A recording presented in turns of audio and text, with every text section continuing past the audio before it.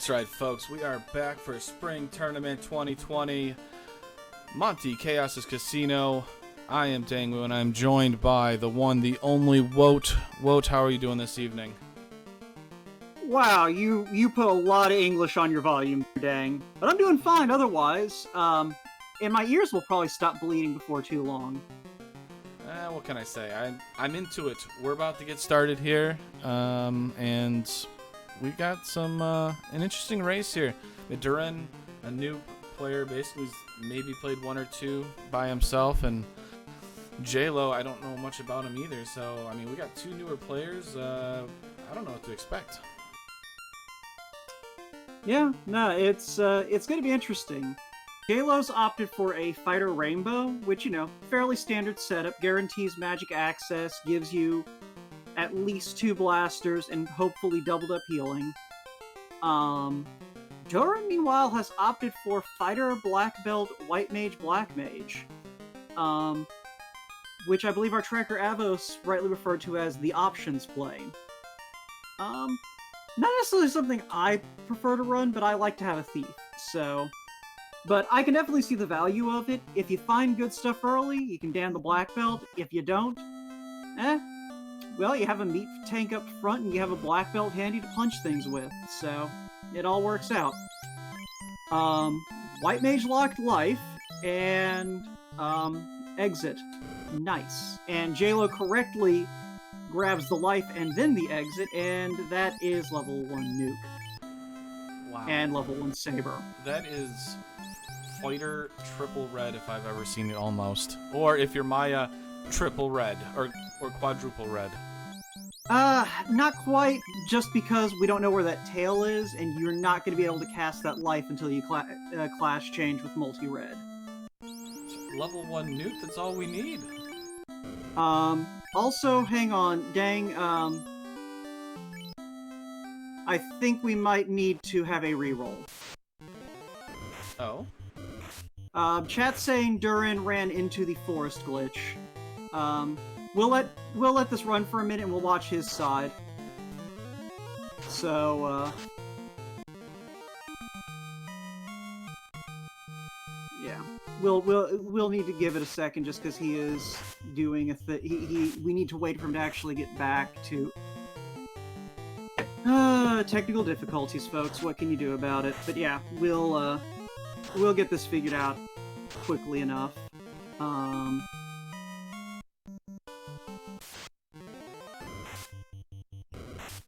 Durrun is a newer runner, so this makes... these things do happen, but...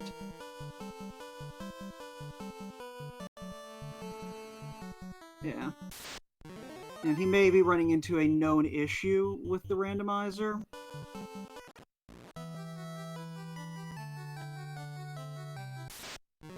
You are so right. What happened? I think he might... You know what he might have done? Doesn't that happen when you, Hang on, Dang. I'm working behind the scenes, but yeah. Unfortunately, that's when you, try to randomize a randomize?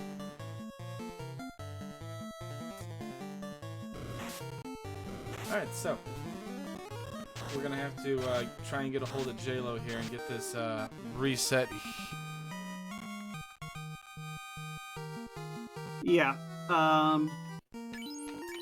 yeah, this is a known problem. If your base ROM, I believe we worked out if it's an unheadered base ROM, it results in a bad spawn for Canaria. Oh, wow. So we're gonna try and get a hold of both runners and get them to forfeit. So I'll work on that in the background. Dang, entertain the people. Oh, I get to entertain the people. Alright, well, folks, if you did not know, this is the Spring Tournament 2020 Monte Chaos's Casino, as I said earlier. We got, I believe it was something about 11 matches today. We've already had a couple earlier. We've got a lot more going on later on. Crab Cakes, the reigning champion from 2019 last year, will be playing in about an hour and a half, so that's somebody to watch for sure. Will Bloodworth is actually, I believe, just raced a little bit ago. Might as well bring up some matches here to kind of go over for everybody that hasn't actually looked at what's coming up.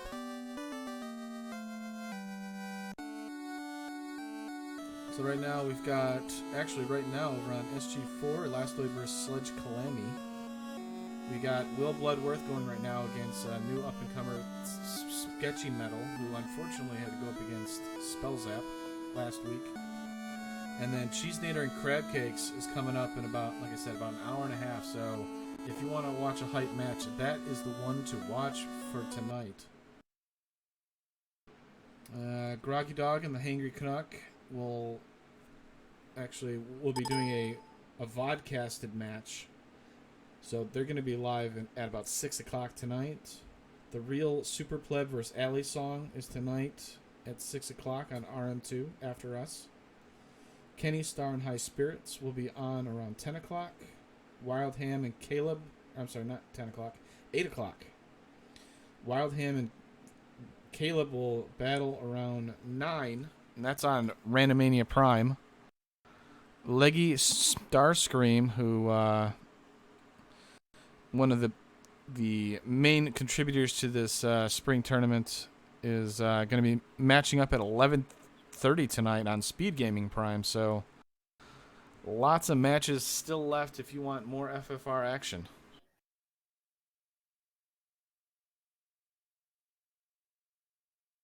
So, all right, we have gotten both of the runners' attention. They have double forfeit, so we are going to rematch them and get this back underway shortly. Like I said, I just need a minute to take care of a few things. So. Oh, I'm sorry, Campin. The Crab Cakes Cheeseinator match will be on Speed Gaming 3. So if you want to watch two people go very, very fast, that is who to watch. Cheeseinator, very smart about the game. Crab Cakes, some would call her like a supercomputer. Speed, power, precision, everything. She is like the full, complete package.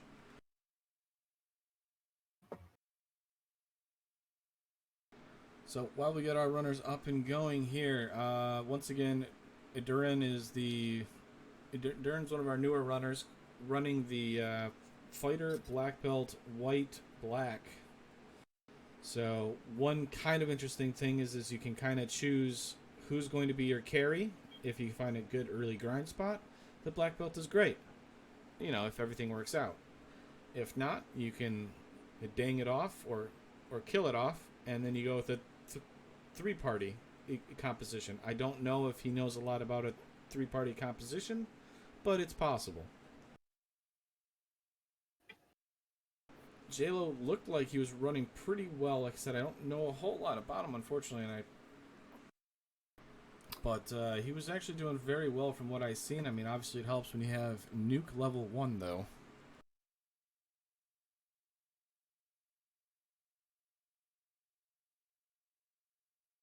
Yeah, unfortunately, they're not going to get to keep that. We're going to re-roll the seed just for the sake of fairness.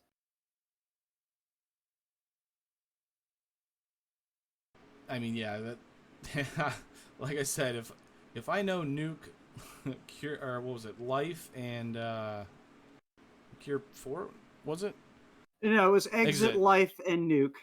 I mean, those are like the Red Mage, the beginner pack. If only Life rolled in that third slot and didn't require the promotion.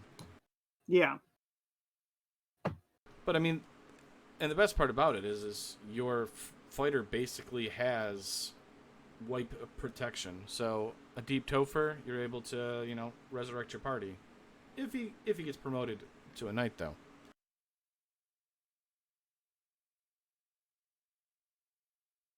Black Knight just coming in here after a monstrous battle earlier, saying that Life and Life 2 are both level 7. Yeah, that is not very fun.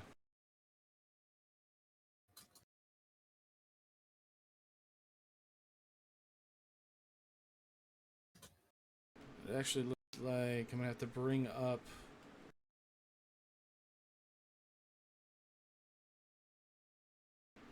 Let me get Jaylow back up here. I think he might have shut down his stream for a second there.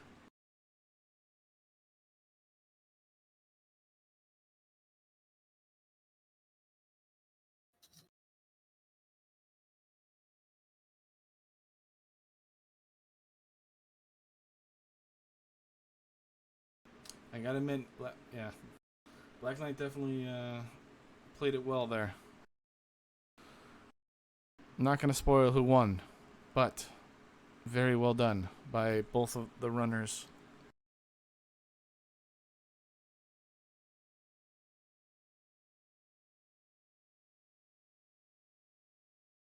Well, while we're waiting, might as well get some music playing for y'all.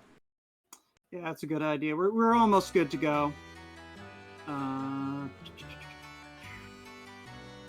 Listen to some. Trying to make sure a couple of configuration things are in order. Just listen to some Matoya's Cave music, you know. Nothing gets me more hyped than Matoya's Cave music. That's depressing, Danny. What? You leave Matoya's theme music alone. And apparently Garland was so tough on our first seed, it knocked Jaylow's internet connection right out.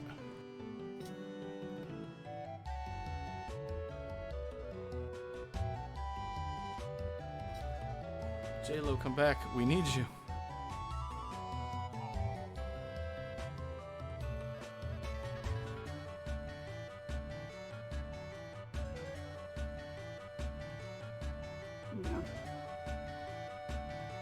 Yeah, it looks like Jaylow's internet connect. Like, Jaylow also got knocked out of the IRC, so we're gonna need to wait for him to get back in here. But we should at least be squared away on Durrun's end. Awesome, awesome.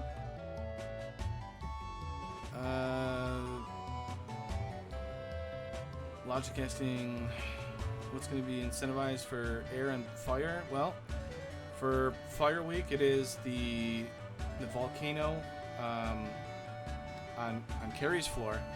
The chest right above Carrie is where the red D usually resides. That chest there, that's actually hidden behind 2 spike tiles, is the chest that is incentivized.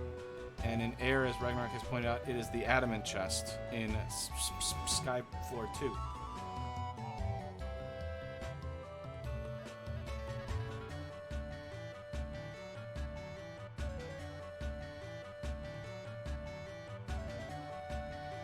Yeah.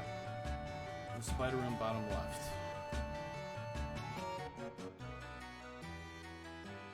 But yeah, Jaylow has been around for a while.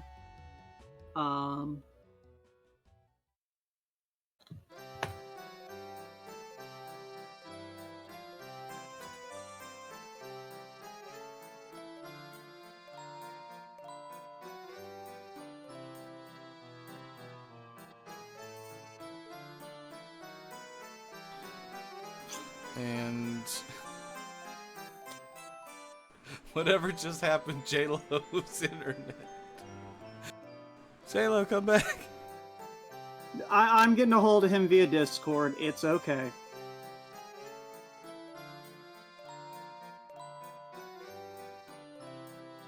So, once again, I apologize for everybody that's out there that is watching us, watching us. We appreciate you. While you got a little bit of time, actually, you know what? I think I'm going to plug something.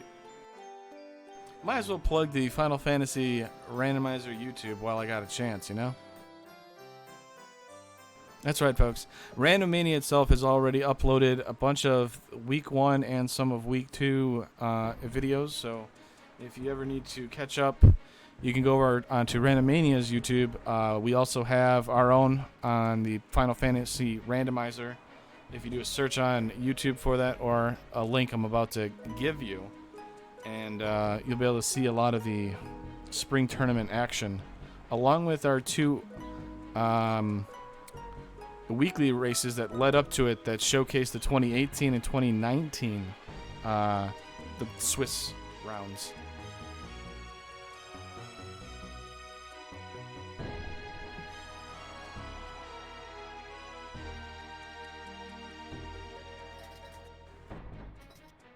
So that link there should bring you to the Final Fantasy YouTube. Like I said, it's where everything's going to be centralized for all of the spring tournament stuff. That will have all of our broadcast partners, the videos up there, and a playlist for you to look at.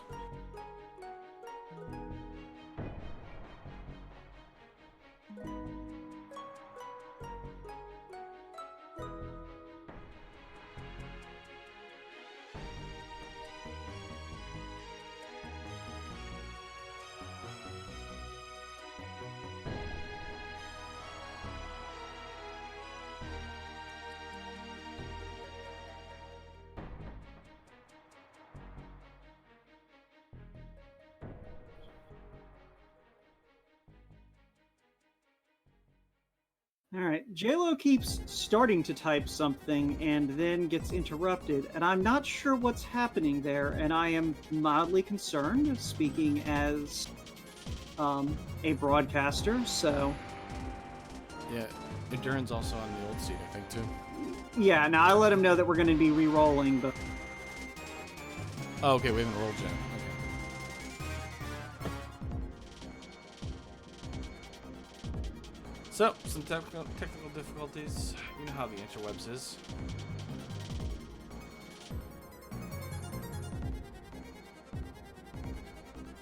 Oh, believe me, we have been stoked too, and we have, what, how many people? We've got, what, upwards of 73 runners, I think, because we had one that had to back out, unfortunately, so. So we are ecstatic over our number of runners, and so far everybody seems to enjoy it, or at least having fun, and our race crews are, well, we're busy, that's for sure.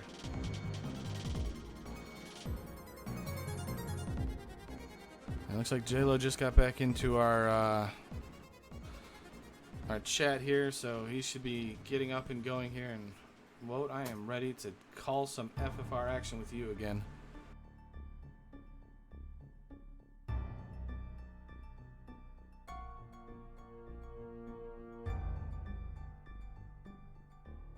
Alright, so Durrun should not run into the forest issue again. Jaylow should be back online shortly. Apparently he shut down to take care of some other stuff while we were waiting, but he should be fine now. Awesome. Hopefully. Asking chat, did the imps have nuke? Apparently, no, actually it was Garland who had nuke and decided to blow up the whole race, so new seed, more fun, probably not as loaded level 1 magic as it was, unfortunately.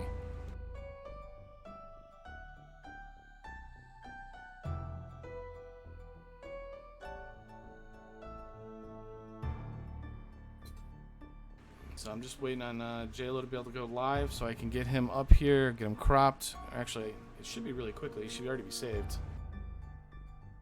We'll get this race going, because hour and 7 minutes from now, we're going to be competing against the likes of Crab Cakes and Cheesinator.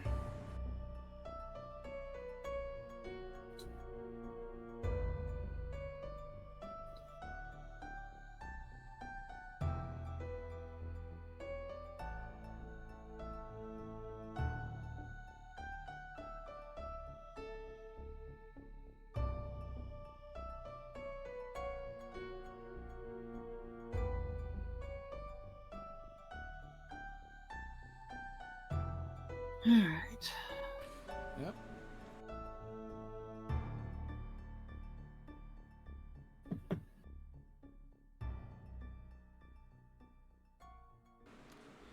Which spell changes your strategy? A lot of time, Fade, if that is your highest level 1 magic, can really sway you to go with a white mage, or at least to pick up one white mage. Exit can also be pretty powerful if it is white mage locked, especially with an early exit dives, early earth dives, early ice dives. And as Ragnar said, you know, nuke is another one that's pretty good, because if you roll a white mage and nothing's in that white level 1, it might be better to go with a red mage. with that extra nuke.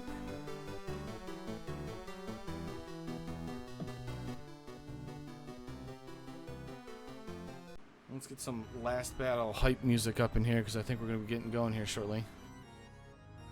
We still need to get Jaylow back. He's in the IRC, but he has not started his stream back up.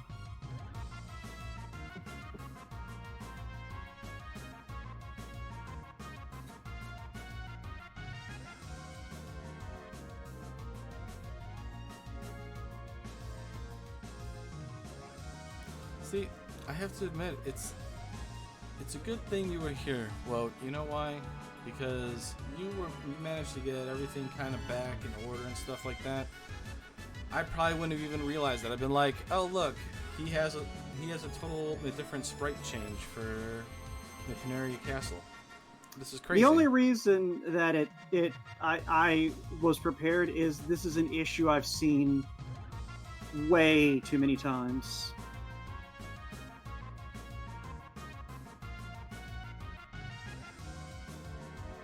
So we had the Canary Castle, it disappeared. Jaylow's internet doesn't want to cooperate, possibly, or he got zapped to a fourth dimension. And then we've got you and I just trying to bide some time for our wonderful spectators out there. Hi everybody, I'm waving at you right now.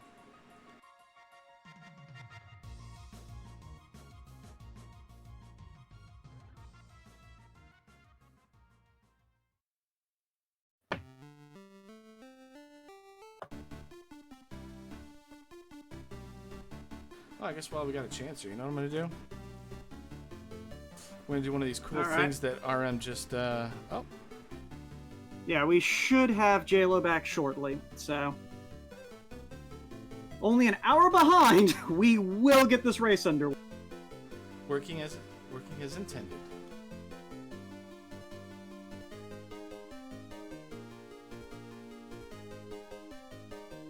Oh yeah, there we go.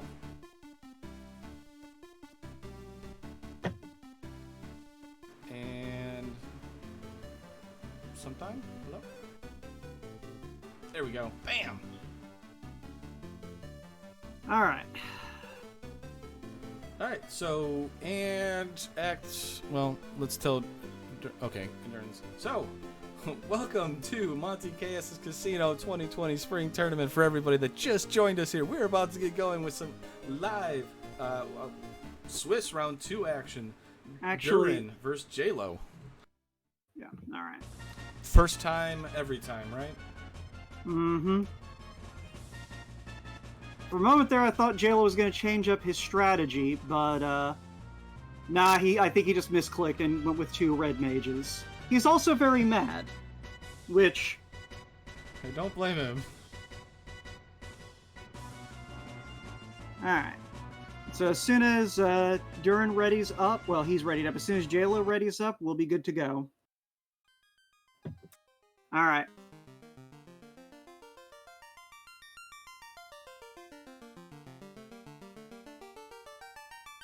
Alright, letting him out the gate. Not too much to say. We've already talked about what they're doing. I don't know where this video is going to be cut. I don't want to think about where it's going to be cut. But the important thing is, Jaylow is running with a fighter rainbow, very conservative strategy. Durrun is running with a fighter black mage, white mage, black mage, to ensure that he has his options. He'll probably wind up banning one of them if he understands the strategy of what he's done. And...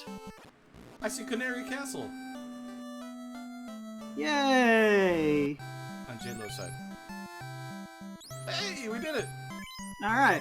So we've got Warp Fire 2, Confusion in the Black Magic Shop, and we have Harm 4, Fog 2, and you know what? I'm gonna go on a limb. I think this turned out only slightly worse than the last set of magic. I mean, we got the best heal in the game. We got yeah, life we upgraded our life spell. We still have an exit spell. And I think all we really gave up was Nuke, but you know what? We have Fire too. That's good enough. And Harm 4. Yeah, good enough. Yeah, I mean, at least our white mage will do something. You know, it's useful. You know, in Marsh, you can run into some undead stuff, and max price cat claw with a loot for about 6,000. Yeah, that is not a bad price for a loot. And it means we get to go on adventures. So. While playing our sweet, sweet guitar. Would you say that that guitar gently weeps? Yeah, I can go with that. Okay. So yeah, let's see if things are a little bit nicer to Jaylow this time, because I missed what happened last time, but... Oh! Sorry, I've been sitting here trying to figure out why my sound is desynced, and it just dawned on me I shouldn't be getting sound. I still had Jaylow's window up from when I was getting him to stop earlier. That's a bold move. So, anyway, now my sound makes sense. This is critical. Ladies and gentlemen, I am the smartest man in the room. Thank you for asking. Not only are our runners having a hard time, but also the commentary. It's been a very long setup process for this race. But that being said, we are now into Temple of Fiends with Jaylow. It looks like Durrun is opting to punch some imps to get himself started. Imps have glance. That's not great. Yeah, no, I'm good. Thanks, though.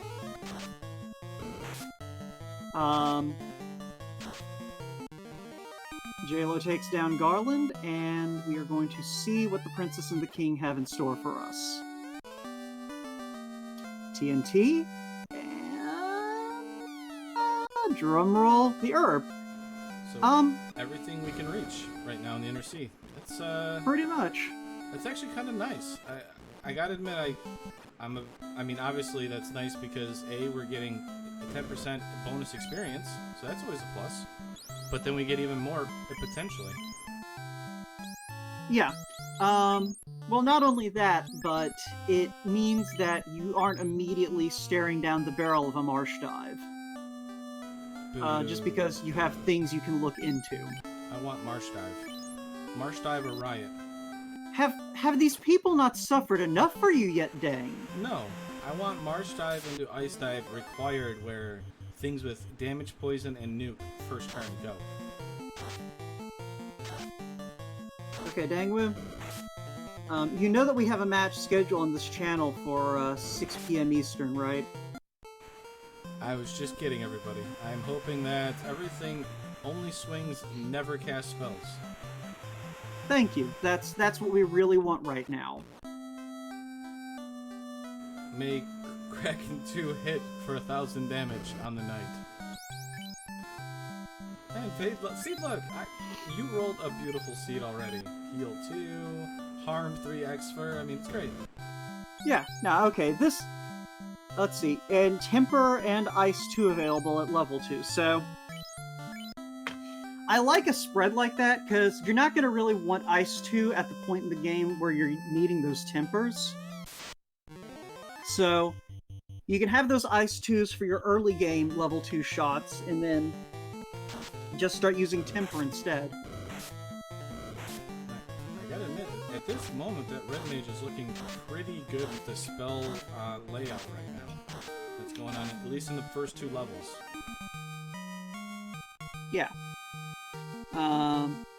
Yeah, Jaylow definitely getting rewarded for bringing that Red Mage over something else. But either way, he has gotten a slab out of the pirates, so we will at least be having a chat with the good Dr. Un later. Durrun, meanwhile, has opted to go ahead and pay a visit to the dwarves, taking the sea route, which, acceptable.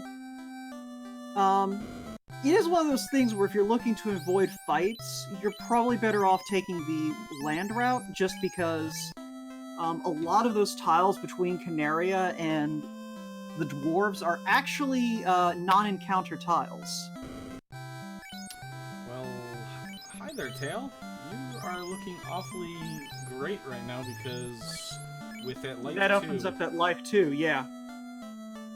I mean, that is probably the best, wow. I mean, fighter red right now is looking pretty tasty right now. We're only 6 minutes in. Maybe it's still one of those things like, I don't know. I guess you will eventually probably find the tail. It's just one of those things.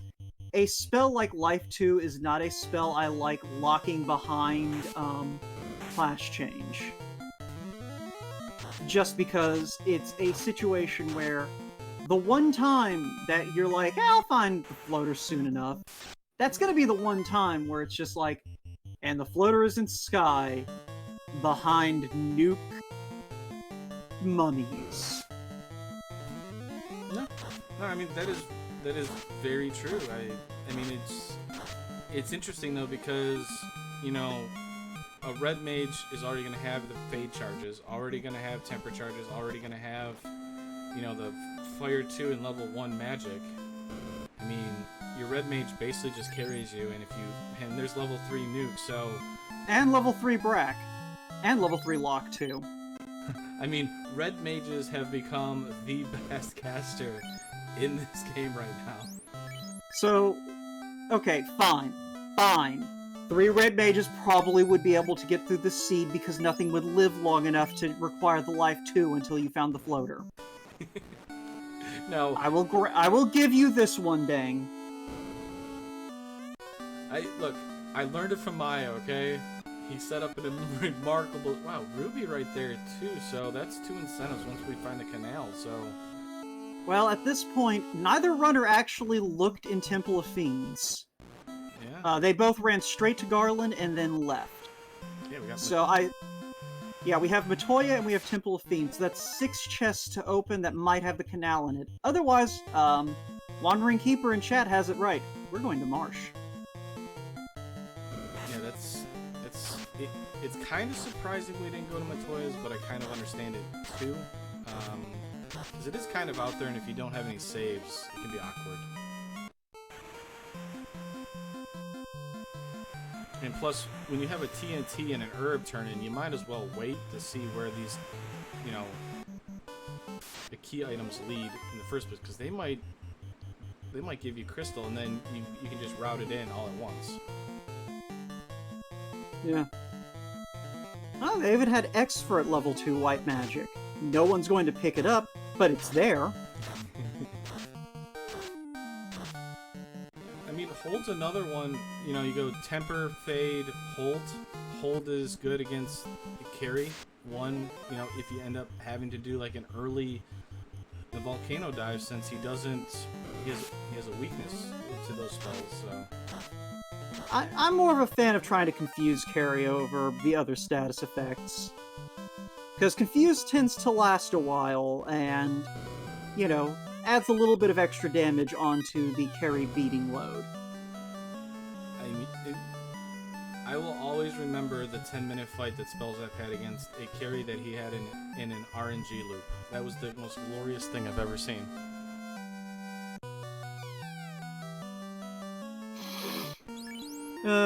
It is the stuff of legend. So, Jaylow has visited the dwarves, probably going to go make that Matoya check, and at that point is more or less going to go to Marsh if we don't turn up a canal soon. I mean, the one great thing, you know, we point out is we have Fade, we have Nuke. So we already have the Fade spells available, and Nuke is available for that Black Mage at level 5, and Red Mages get it at level 6. So we'll at least have a charge or two by the time we get to Marsh.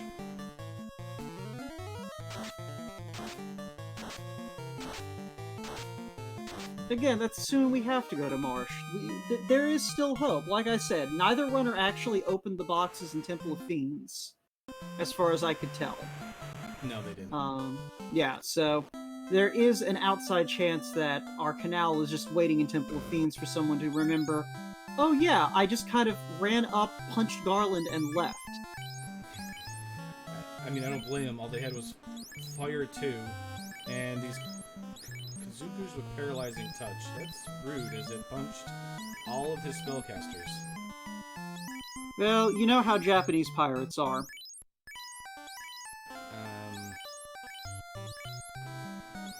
They Paralyzed Touch you? With, Yeah, exactly. I mean, didn't you watch Pirates of the Caribbean? Oh, Red Say. Oh, that's actually really annoying for anybody that doesn't know this.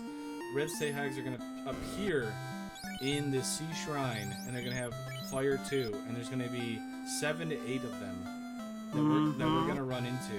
And those Fire 2s don't necessarily do a lot of damage, but they eat up time, and it's a lot of chip damage with how many of them that there is. Alright, no canal at Matoya. Yeah, Kaizoku is Japanese for pirate. That's why I called them Japanese pirates, Black Knight. It was a multilingual pun.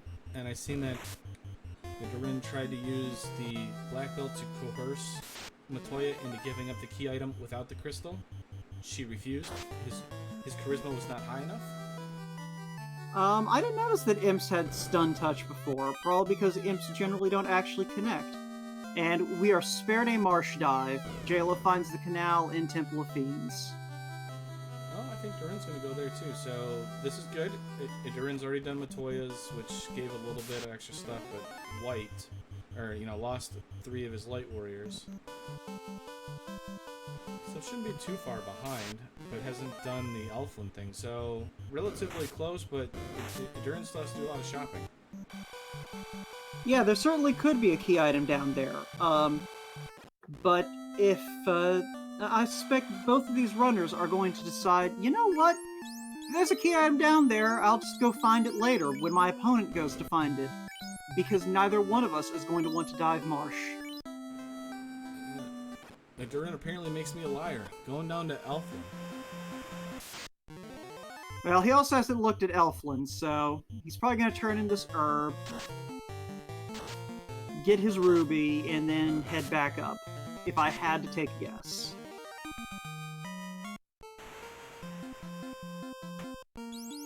Jaylow, meanwhile, almost certainly going to go follow this ruby and see where it leads, because that's 2 key item checks right there. Oh yeah, for sure. And if it's a rod, we're going to Earth. Or at least I am. Like Fade, Nuke, stuff like that. I check Hall of Giants, I check that Earth spike tile. If I can grind some levels and get into like level 10 to 12, I'm diving Earth. Or, Yeah. Jaylow, I think, only checked the black magic. I don't think he actually looked in the other magic shops. So, Cure 3 available for white mages only at level 3. Which, not the worst white magic spell to find. Silver Sword. Kind of expensive. I mean, I guess it's cheaper than the original game Silver Sword, but it's a nice weapon to get early if you can. Yeah. Let's see, Jaylow. Alright, so there's our heal 3 and our ruse. Yep. Cheap pro rings, wow. Fire 3 is available to both of our red mage, black mage casters. The heal 3 was available to the red wizard. Yeah, there's a lot of good to be... Magic's pretty friendly, even when you discount the early Fade and Nuke. But yeah, we are going to see what the Titan is holding on to, and then we're going to visit Old Man Sarda. Hopefully Jaylow remembers to drop off that slab on his way back, too. Well, I think it's one of those weird things of... Lit 3 is available, level 4, I mean, lightning spells generally are not resisted by a lot of enemies, that's nice. And Cure 4 is white mage, so... Red-white is looking pretty good right now. Yeah, this is basically the kind of seed that I like to see with my preferred party. Light Axe. All right, so we don't need to worry about the Silver Sword anymore, and there's a floater. Downside, we don't have a canoe. And wolves with blizzard, so Earth Cave becomes kind of dangerous. So if Old Man Sarda hands over the canoe, then that'll get us on track. And if he doesn't, well,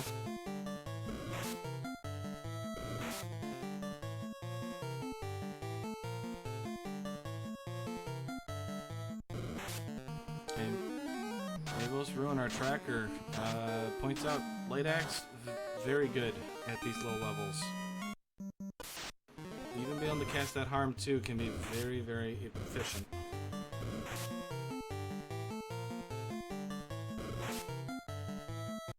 well, I mean, I'm just thinking in terms of the Light Axe's damage output. Because it's basically just a, somewhere between Giant and Flame Sword. And hey!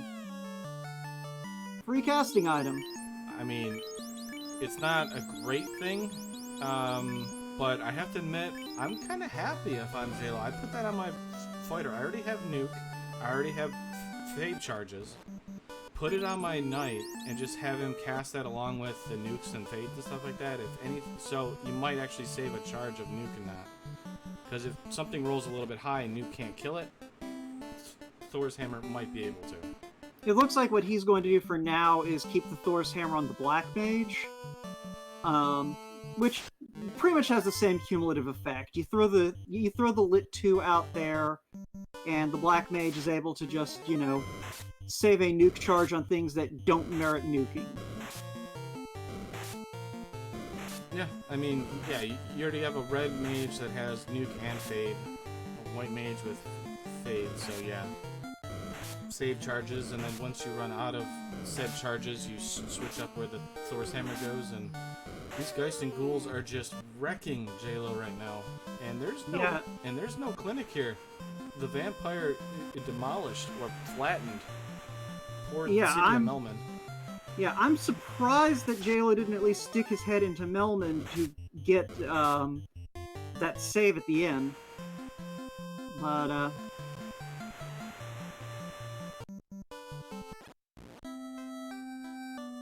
he does at least make it back to Canaria just fine. And while that's been going on, I'll admit I haven't been really looking over at Durrun's screen. He has not returned to Temple of Fiends yet.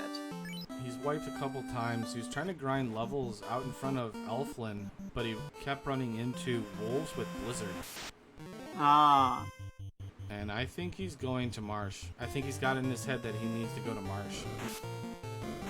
Yeah, I mean, that is the hazard of skipping chests like the ones in Temple of Fiends, where it's such an automatic thing to do. If you do skip over them, it's very easy to forget that you did skip over them. So he's level 7. We got access to Warp, right? Yeah. It's not bad. I mean, because we're not going to really use the level 1 magic, because that's level 1, I believe, so... I mean, it should be relatively quick with the spells that he's got. And unfortunately, though, as you said, it's Temple of Fiends, and it's easy to forget when you're trying to go fast. Yeah. So...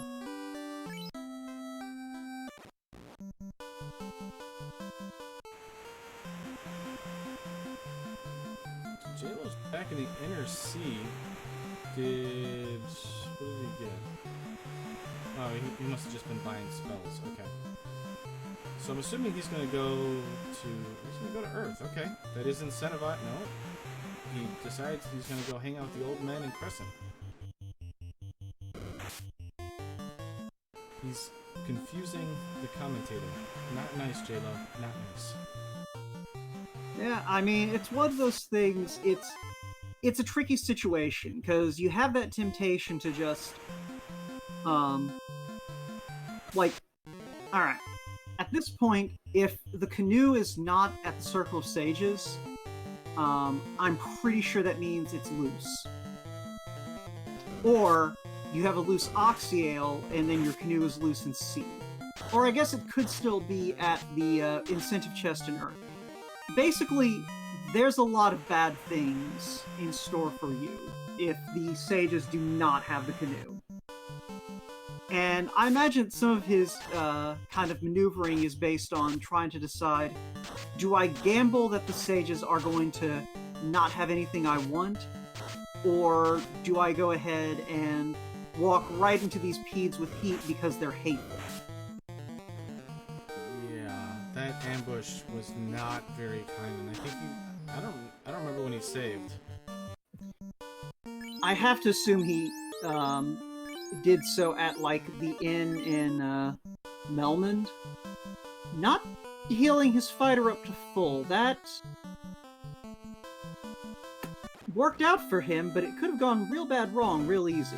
He knows better than us, and great play by Durrun there, using Harm 4 instead of the Fade charges on those undead, so Durrun actually showing a lot of knowledge here. And saving of his spell charges, something that's takes a little bit to get used to. He's not always just blowing off, you know, your nuke and Fade charges. Hey, dang. Yeah, I seen it. We got an adamant. Do you want to do a fetch quest? I hear Jaylow loves fetch quests. I mean, it doesn't have to be a fetch quest. I mean, no, it absolutely has to be a fetch quest. Your alternative is diving Earth Cave or diving Marsh Cave. So I mean, that's the interesting part about it is so for Jaylow, he can do the adamant. If that doesn't lead to the canoe, or Oxyale, or Chime, he can go into Earth. But if it leads to any of those, then, I mean, the canoe could be anywhere. Hooray! Looks like Jaylow is opting to leave his white mage down, or else I missed his white mage immediately getting... Yeah, it kind of got blasted. Okay, well, congratulations, Jaylow. The seed says you're now doing a 3-man party. I mean, that is a decent party to do it with right now. Although, or he's just going to reset out. Right. So we're about to see the incentivized location that's not incentivized in Marsh Cave. Will it be something? Yeah. Would it be the canoe? Oh, how big would that be for Durrun? Well, at least he's going to be able to check this box. It is a pack of Gurrimps that he is obliterating. It might have been overkill. I think that was like, what, 10 to 20 times their health?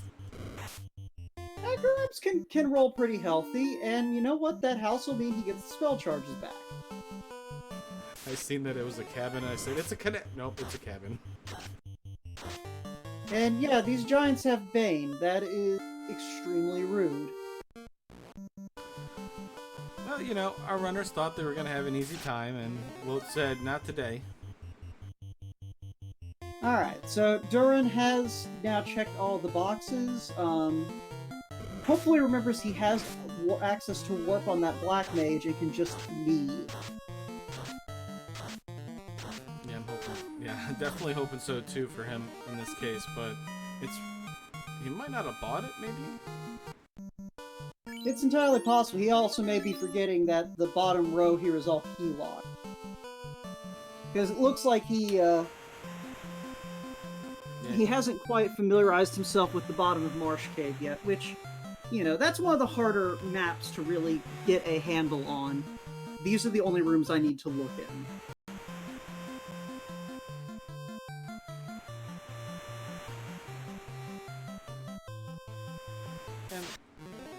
And we mentioned at the start I mean, I believe he's only done 1 or 2 seeds. So he's playing pretty decent for somebody who's only played basically the one complete playthrough that I know of. in week 1.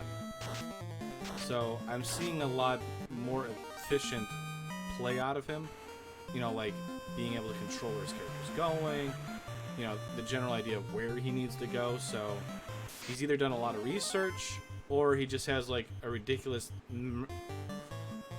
memory, you know, where he can just remember, you know, things like really quickly like that. Yeah. Yeah, you do have people who are able to just kind of start doing that. Jaylow, meanwhile, is going to find out if we have an adamant canoe today or what. So. And Durrun is through the worst part of marsh, knock on wood. Still got to do the top side, but what kind of adamantine object do we have? The adamantine canoe. Alright, so Jaylow's about to get his wings. Hooray, dwarf? Oh, Jaylow, how dare you. So, I mean, some men want to watch the world burn, dang.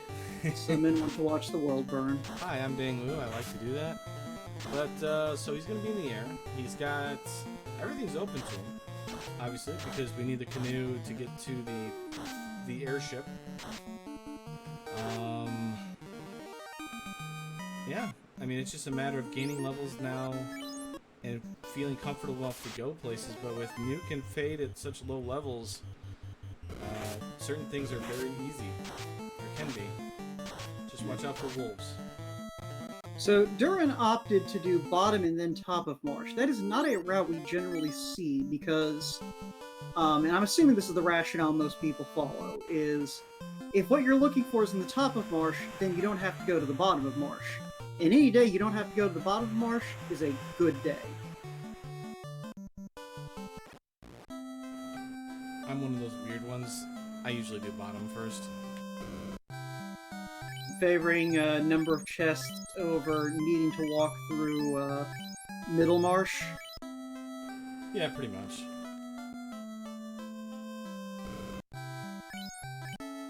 Although the only downside is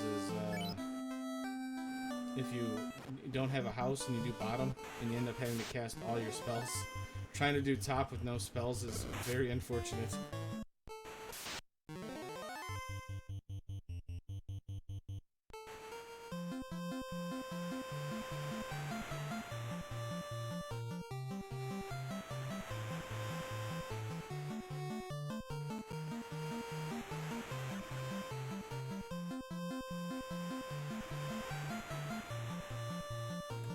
We also got that slab translation, or that slab, so Jaylow's going to be able to do that. I don't think he's ever talked to Dr. Oon, so he's going to have to remind himself to do that, so between Yeah, that... I mean, it's a matter of just, like, if he's thinking about making an early Lefane play. But hey, maybe we'll luck out and we'll get some loop up. That's very true. I mean, the nice thing is Ordeal's in play because we have warp, early warp. It's a good place to gain some early levels also, generally, because, you know, we got Fade and Nuke, so we can gain the mid-game levels. And if that happens to lead to Oxiel, we could do Sea Shrine while we're there. Route it all into one.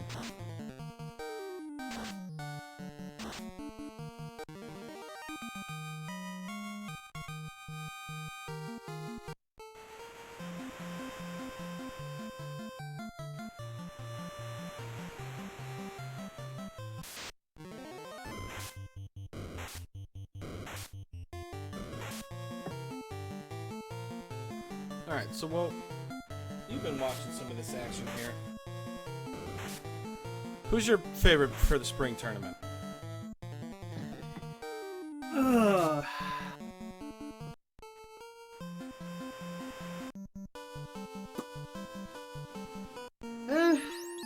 I don't have a favorite. I don't like to play favorites with runners, dang. You know that.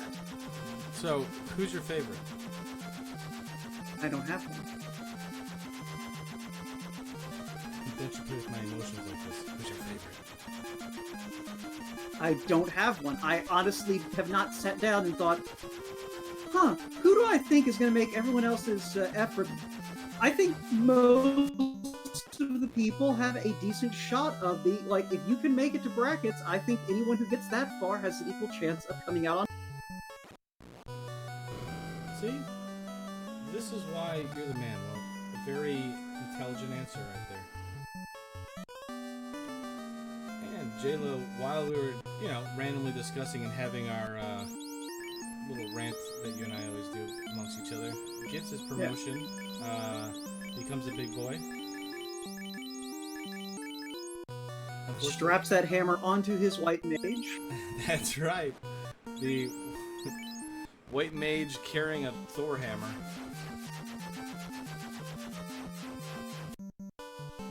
Question chat, is Durrun okay? He may be trying to remember what boxes he hasn't opened yet.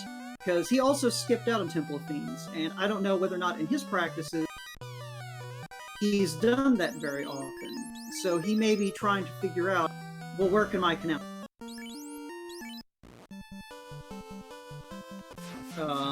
Hopefully he decides to just retrace his footsteps and realizes that he missed those chests in Temple of Fiends Revisited, in Temple of Fiends Unrevisited, Temple of Fiends Just Visited.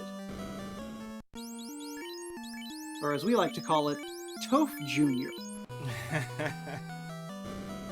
Yeah, I think... Oh wait, no, it's JV. Temple of Fiends Junior Varsity, there we go. Yeah, it looks like he's kind of got himself Nailed a little... He's definitely got himself a little confused here. Well, yeah, and like I said, that is the risk of skipping boxes that you're not used to skipping. Like, I know when I am actually trying to go fast instead of casually ambling through what some people would consider the equivalent of torture in Final Fantasy Randomizer flag terms, that I do actually like to skip the Temple of Fiend boxes, and just come back to it when I have an airship or just if I'm in the vicinity. Probably not these flags because that canal can very easily be there. There's a lot more value to checking those boxes, but even then I probably would still be inclined to maybe like skip out on things a little bit. But yeah, if your game plan is not, I am going to skip the box in Temple of Fiends, who needs them? Then you can very easily wind up in a situation where you just don't remember, oh yeah, I never opened those 3 boxes. So, hopefully he realizes he needs to just retrace his footsteps. Jaylow, meanwhile, does remember he needs to go translate that slab and has done so. So... And we've seen that actually bite several of our runners. Ooh, we're getting a 33-minute pop grind. Peninsula power grind here. Unfortunately, Giants have Bane, so probably reset here? Nope, he's going to try and take it out. Initiative. Well, he's got Nuke and Fade, so yeah, if the dice roll in his favor, he... Alright, we're leveling he's going to get a lot of experience for his red mage. We're leveling the red wizard now at this point. Well, he resets out of that. Apparently, he does not want his red wizard to be all-powerful. Even though his red wizard is kind of already all-powerful. Alright, Durrun goes back. He examines the isthmus that is blocking his passage. Probably going to go check these 2 dwarf chests if I'm reading his movements right, and then... like, he's got to realize that Temple of Fiends is also an option. I know he's been reading guides. If I remember correctly, when he did his week 1, he was reading a lot of guides on where to map out a lot of the locations. So it might have been one of those things where he just bypassed Temple of Fiends and didn't look at, you know, the fact that there is chests in the Temple of Fiends. That's also a possibility, but we'll see what happens. Look at these delicious encounters here that Jaylow's found. Tyro sandwiches. And I learned that from Caleb. Okay, well that's something I got wrong last night. I didn't think that sandworms were found in the Mirage Desert. And those are nice, because they usually roll decently low health, and we can kill them quickly. He says hello to the Mystic Key there for Durrun. Well, I can't blame him. He may be thinking also, like, I thought the store was locked, but maybe it's not. So, yeah. Now this is an unfortunate situation to see someone in, because they know that they've missed something, but they have to figure out what they don't know. And I don't know if you've ever tried to figure out something you don't know. Knowing what you don't know is kind of considered the height of wisdom. So, I'm not calling Durrun unwise. I'm just saying it is something that, one does not come by naturally necessarily. Kind of like when I forgot to talk to Bicky, and that was where my progression was. Good times. Yeah. No, I mean, last week I called the race between Maya and Sealy Faye, where Maya skipped over one box in Earth, and it turned out to have a loose item that was required for progression. And he, last location it, because how are you supposed to know that one off box is the one you have to open? Yeah, no, that's one of the hardest things is, do you orphan the chests? And it feels amazing when you orphan chests and it saves you time, but, you're darned if you do it and you're darned if you don't. Yeah. Yeah, last year I had a race where I left a key on Sky 3 because I just skipped over all those chests, and can you guess the last place I went back to look? And my opponent did the same thing. Yeah. So, yeah, no, these things just kind of happen. And yeah, Durrun hopefully is going to figure out the Temple of Fiends thing soon enough. In the meantime, is he trying to imp grind? Jaylow continuing to... I mean, he may just be frustration power walking while he thinks. But yeah, these Bane Giants are just the worst. I thought maybe he's watched at South Park and has decided to do the board grind all the way to level 50. Unfortunately, I don't think the Legendary Defender of Canaria is a title that we offer in this game.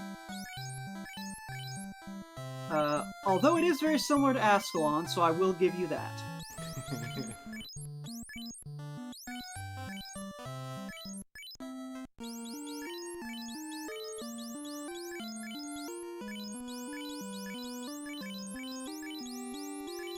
That was a guild.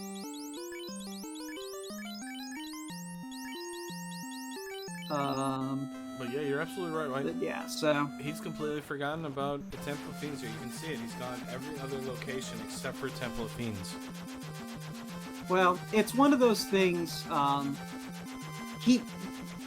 The bright side is, because he's hedged in like this, he's going to go to Temple of Fiends sooner rather than later. Like, he's going to figure out soon enough that there's only one place that he can go that he hasn't gone to yet. And since we haven't told him to re-roll, he's presumably going to work out that, obviously, progression exists somewhere. So... Left-hand side, well, we've got an Ice Cave dive. Relatively low level, too. Fade and Nuke, is anything low level? Kind of, because if anything rolls, we've already seen the Blizzard that takes out things. We got Mummies with Expert and Cremate, so yeah. Okay, yes, if you don't get turn order, then it's a problem.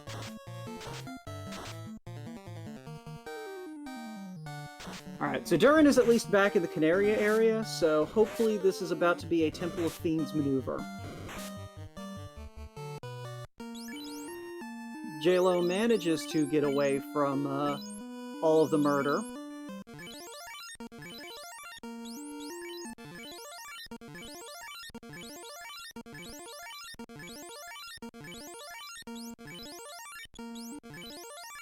Yeah, let's get some bless RNGs in chat for Durrun to remember Temple of Fiends exists. He's got the loot. Yeah.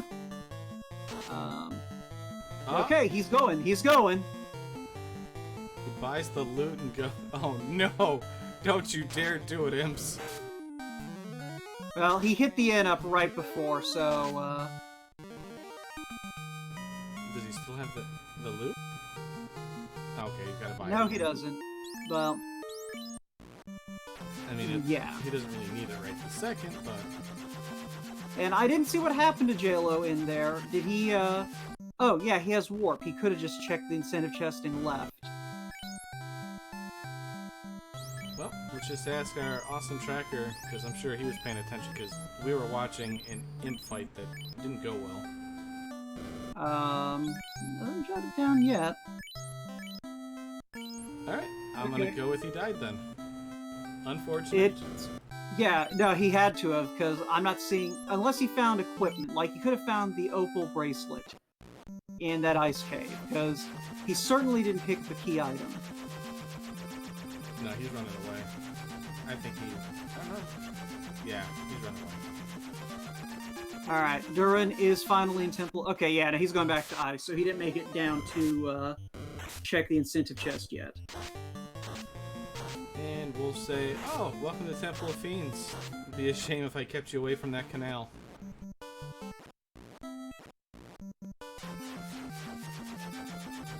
Alright, we decided to go the other way, away from the wolves. But it turns out that when you have a bunch of wolves locked in an enclosed building, they don't have to go very far to catch you. Durrun checking these mystic key doors first, which unfortunately means he's going to be taking more fights, but he should be able to get away from them before too long. You know, he reminds me of a security guard. You know, walks around the entire thing, checks each of the doors to make sure it's locked, and then leaves. Alright. Well, he's got what he needs. I'm guessing he doesn't have warp, because otherwise that was an ideal place to warp out.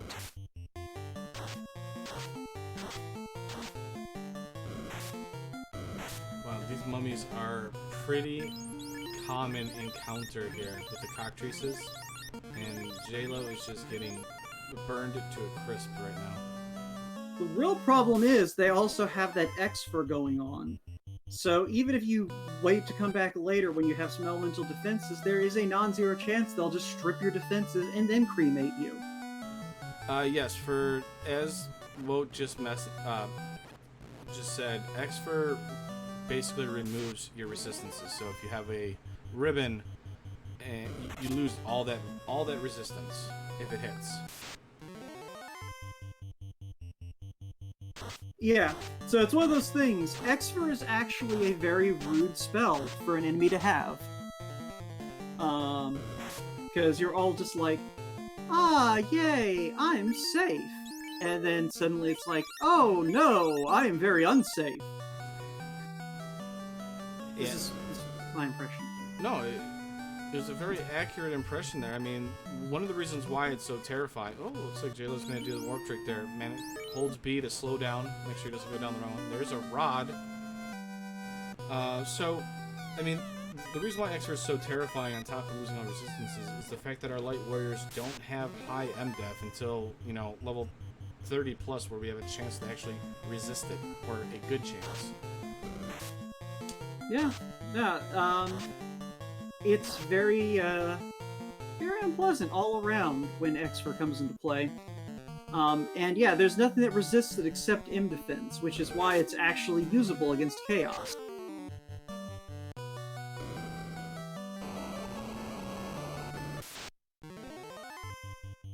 Oh, well that spike tile's rude. Mummies. More mummies.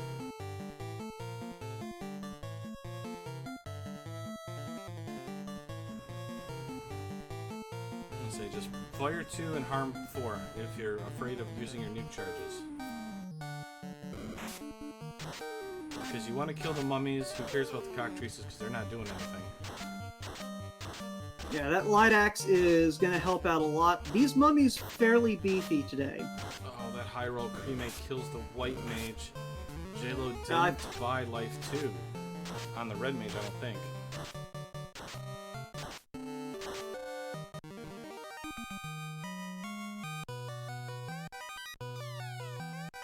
If I'm him, I warp here and I go back down the other spike tile. Yeah, exactly. Although I heal first. Honestly, he could have warped out of here. I can see why he wouldn't do that, but he could have.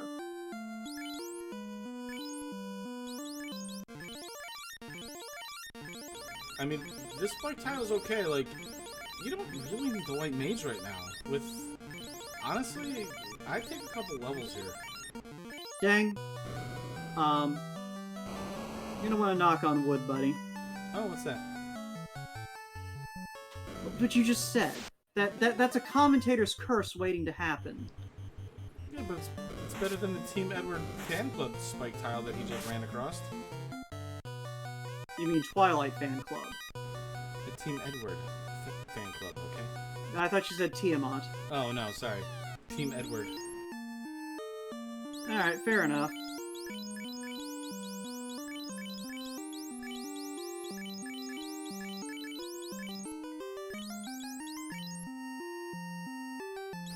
Gold bracelet, though. Very good equipment for our red mage here. This is 24. He really needs to heal these two.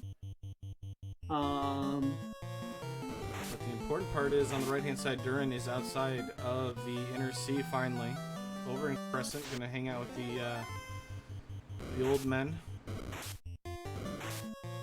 Yep. They're going to hand over that beautiful, lovely adamant, which will get Durrun his canoe. Hopefully that canoe doesn't lure him away from checking Titans to get his airship floater thingy. Oh yeah, that's so true too. Yeah, if he's forgotten about that ruby.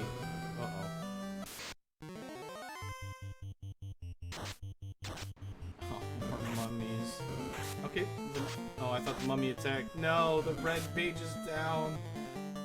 He's still trying to run. Yeah, well, fortunately, the mummies didn't seem to have much past cremate, so the fighter has a chance. In J, I believe. Come on. Uh-oh. That's an expert. More experts. Well, it's fine. It's fine. It's not like the fighter has anything to protect him from elements anyway. Manages to get away. Finally realizes that he should probably be using these, 60 heal potions.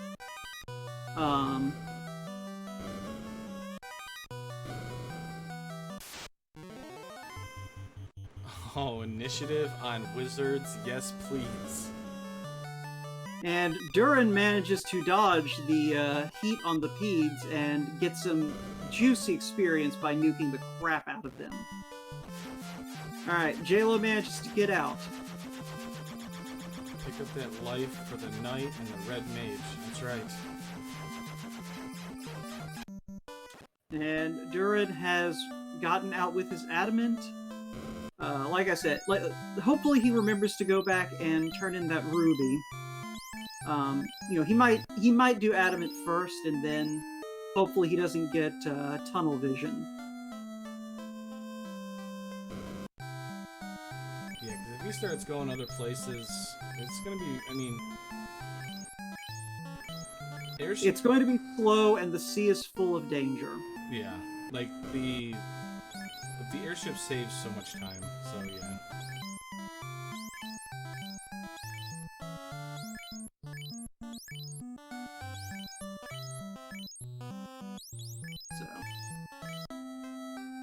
But that Lit 3 is going to do a lot of work for Durrun right now and save him some shots of everything else.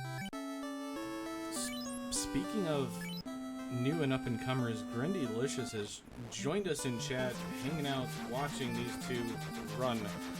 He's an up-and-comer to watch out for. He's been running the two-party, how do we want to call it? Two light warriors, a fighter and a black mage, so he's somebody to watch out for.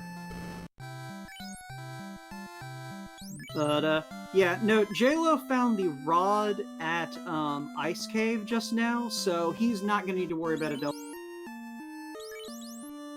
Oh, yeah, you realize that. Yeah, nah, he hadn't been to Earth yet, so he'll be able to just he'll just be able to blast through it. And I suspect he is probably team hashtag Never Earth. Hashtag always Earth. Always pays out.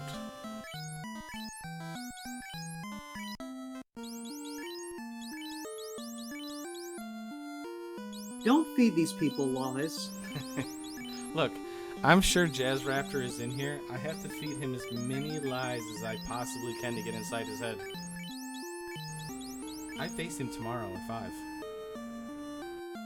Yeah, you're just going to meme your way to victory like you always do.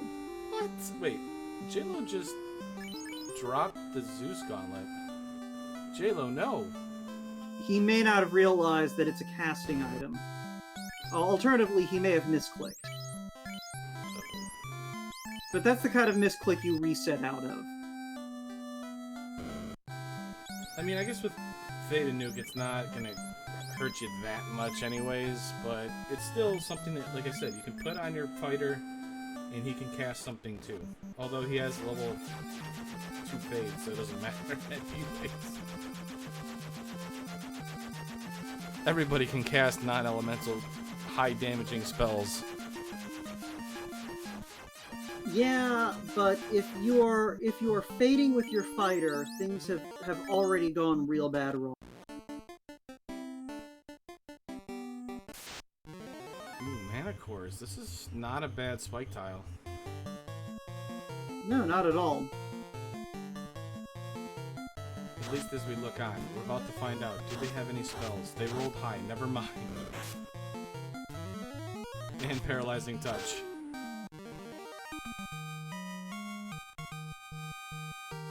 Alright, so Durrun here is in Titan's Trove. Spectres and Geist for Jaylow and the other spike tile in the Hall of Giants.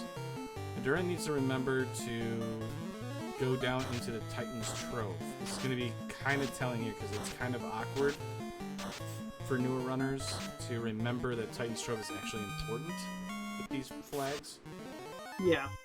I can't imagine he'll forget about these though, just because he made a beeline over here after he got that canoe, so...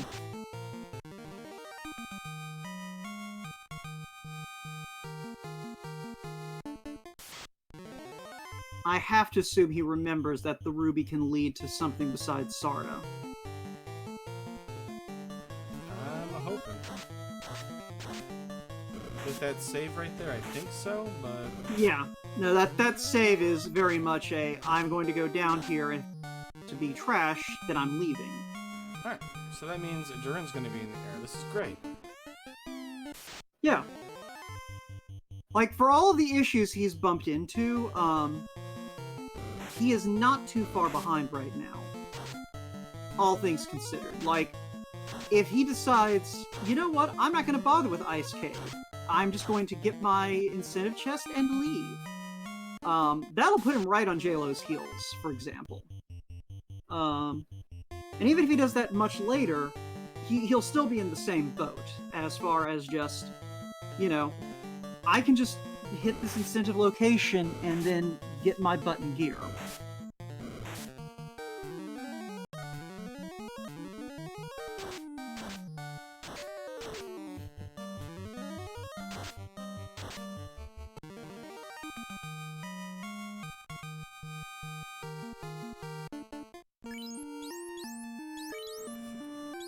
Looks like he's kind of stuck here looking around.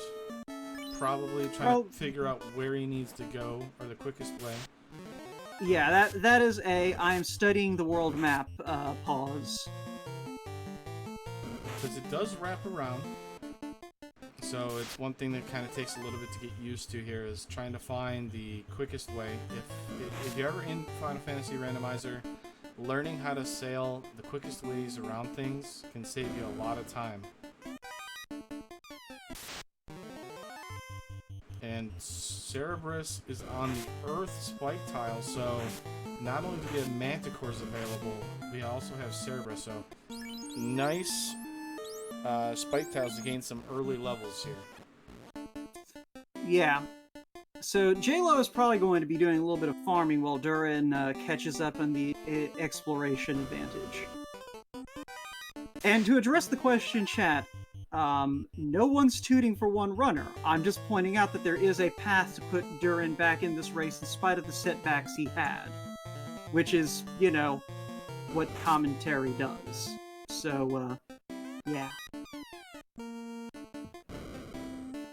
I know. I try to call him on it too. He's got favorite. No, I'm just kidding. Well, doesn't. He's a great guy. But yeah. Durrun is just a newer runner, and it's one of those things where he's got to check a lot of the maps and stuff like that. So, unfortunately, he's at a slightly disadvantage. But if you watched last week's to this week's, he's running a lot better. I think by week, like next week or the week after, he's going to be giving people a good run. Yeah, and that's what I'm saying, is Jaylow's still, like, Jaylow has a lead. Jaylow's got exploration, he's got levels, but the thing is Durrun is not at a tremendous disadvantage right now. If he, you know, makes the big brain play and says, I don't need ice, that's going to cut out a lot of the time that Jaylow has on him because of just all of this trouble that ice gave Jaylow between with all the mummy attacks. That's all I'm saying, is there are ways to save time that are very sensible, depending on the order in which one does things. And Durrun, you need to. Durrun may not realize that you can dock at rivers. That just occurred to me. I've actually seen a couple people message in our Discord saying, "Oh, you can dock at the rivers." Like, yep, that's how you get to ordeals without a floater and stuff like that. It's something that obviously the Nintendo never really kind of told anybody, but yeah, it's definitely possible. See, I remember when I was young, Durrun may have just remembered that he can dock. Okay, he didn't. But yeah, that is something that I do remember reading as a kid about Final Fantasy, is like using the rivers as a shortcut.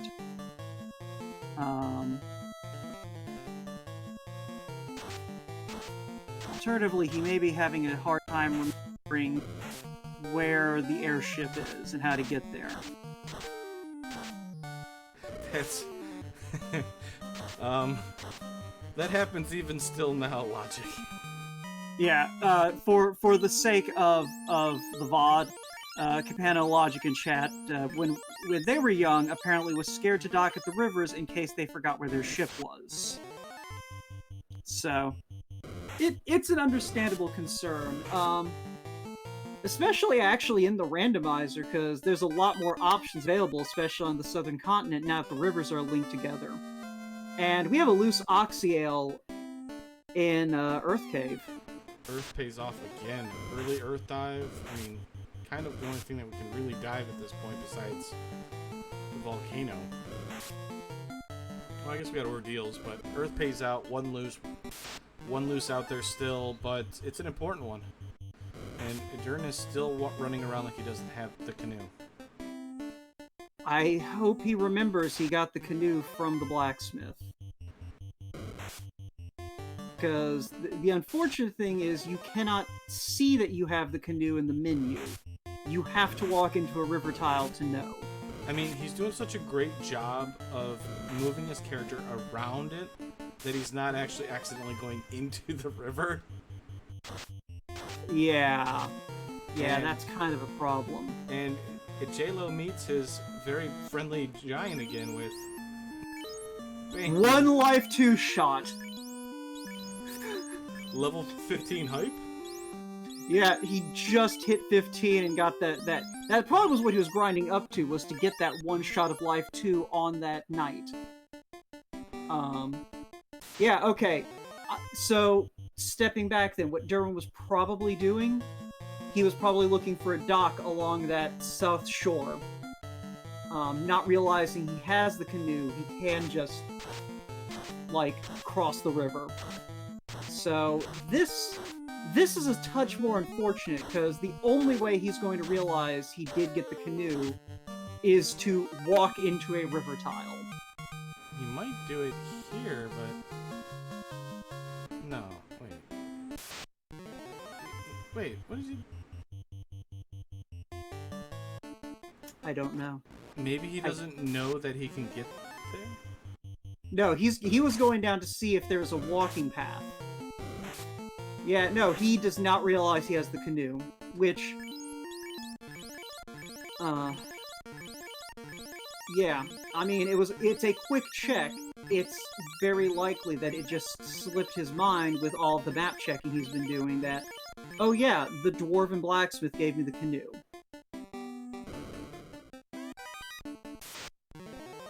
So... I mean, I gotta give it to him. Like I said, you know, and I know you will too, is... He's come in here, I've talked to him, he's here to have fun. As long as he's having fun and stuff like that, great, I hope to see more of him, and, you know... But this would tilt me if I was him right now, especially once I'm tilted for him! Yeah, as soon as I walked accidentally on a river tile and I realized I had the canoe, I'd be so tilted right then and there. Yeah, the problem is, like you said, his step routing is really solid, so he's not stepping on river tiles.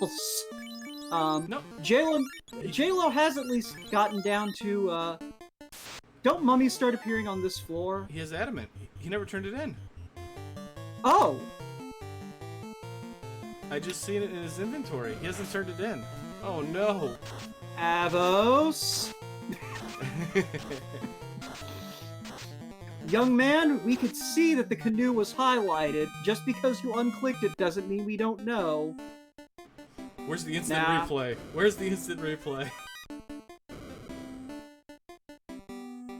Okay, Avos just thought that he missed it and he heard us talking about it, so... But yeah. So, okay. Okay, that's better. That's better, because he'll eventually get back to the dwarves, he'll see that adamant in his inventory at some point and go, oh, I should go turn this in. And that'll turn to the canoe, and then he'll be like, oh, I could have been in the air a while ago. I mean, it was kind of funny, because, like, the entire time, he wasn't, you know, saving this game often. He didn't go into his inventory, and then it's just like, he got to Earth, he saved it, and I'm like, I see adamant right there. Why couldn't you have done that earlier so Walt and I would have been able to call that earlier? Jaylow is going to find out our Earth incentive item as soon as he escapes these ogres. And it is Matoya's Crystal. So... Okay, that's actually really good news for Durrun. Bad news. He just went past the Axia. Well, he's gonna have to double dip Earth anyway, so hopefully he remembers he needs to open every box until he has 2 key items. And I'm saying this is bad news because I've seen runners in this tournament miss that room, and that's where the key item for progression has been. It has been a, I don't even know what you want to call it, but it has been a recurrence. Yeah, it has been a recurring event. Yeah. But yeah, okay, well, but here's the thing. The reason I say it's a good thing, that crystal is going to force him back to the Inner Sea. And going back to the Inner Sea will hopefully trip in his mind, I never turned in this adamant, and that'll give him his canoe, and that'll get him in the air. So, like, it's not the worst case scenario if, like, he winds up having to come back here and has to go, and he goes to Matoya first. Like, coming back to Earth makes it more likely he checks that box. And going back to Inner Sea makes it more likely he turns in that adamant. So, in the meantime, I don't think Jaylow's found much else here in Earth Cave outside of that Oxymel. Just giants with Bane and Oh, this encounter is going to be fun. And by fun, I mean, oh good, he got away. Right. like that had all the fixins of being a real bad time. Yeah, Durrun is checking the chests on this floor, so I think his not checking the chests on Earth 2 was a calculated move to get to the incentive chest faster. I like it. Images with toxic. Awesome. Fortunately, most of the party is wearing pro rings, except the knight. Fortunately, it doesn't matter because the knight is the only one to have a life 2 shot right now. Yeah, Rod was the incentive chest in Ice Cave. An ice rod, if you will. In a cave. You know, actually, yeah, because the crystal's here, so Durrun's gonna warp out, probably do the crystal, do the adamant, and then get flying, and then kind of decides where he wants to go from there. So I guess it's not too terrible, but he has to remember that Oxyel, because that is a required item to beat the game. Yeah, well, like I said, it looks to me like what he was doing was he was skipping over the chests that he's going to be passing again when he comes back to Earth. And those those Earth 2 checks are not the worst, so as long as he remembers he didn't open those boxes when he comes back here, I don't think it's going to cost him too much.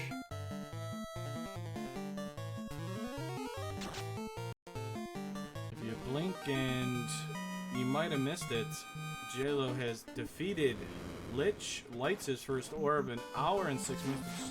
Actually, has been tending to be the average about an hour, 50 minutes to an hour before an orb is lit on these flags. Well, it's just because it's so easy for you to have to go all over the place in order to actually get anywhere. And Jaylow is going to immediately go over to the volcano and do some digging around.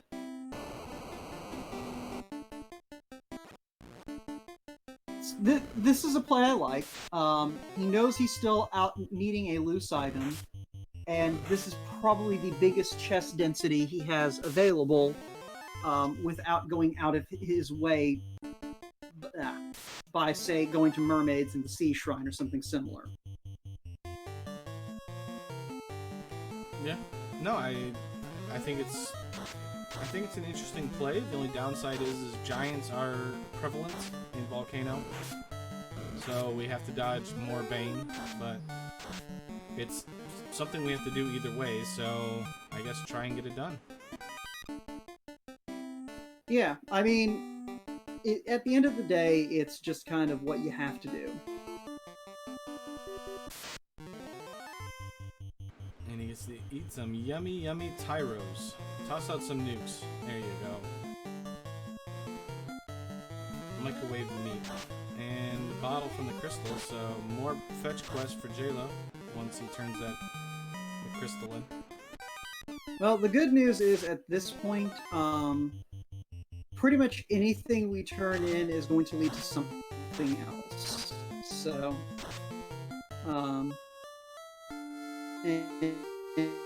and that was a pair of Banes wiping out Jaylow's party. Fun.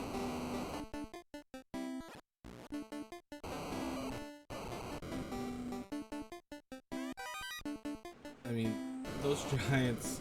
I mean, Jaylow, when he sleeps tonight, is gonna have nightmares over giants. I mean, Fee, fi, fo, fum. I mean, they've literally been everywhere that he has been trying to go. He's been finding them non-stop. Alright, moment of truth for Durrun. If he turns up after going around the Horn of Canaria, then we're in good shape. Go up, Durrun. Go up. Durrun, you have an adamant. You have an adamant in your inventory. Go, no! No, don't not go up.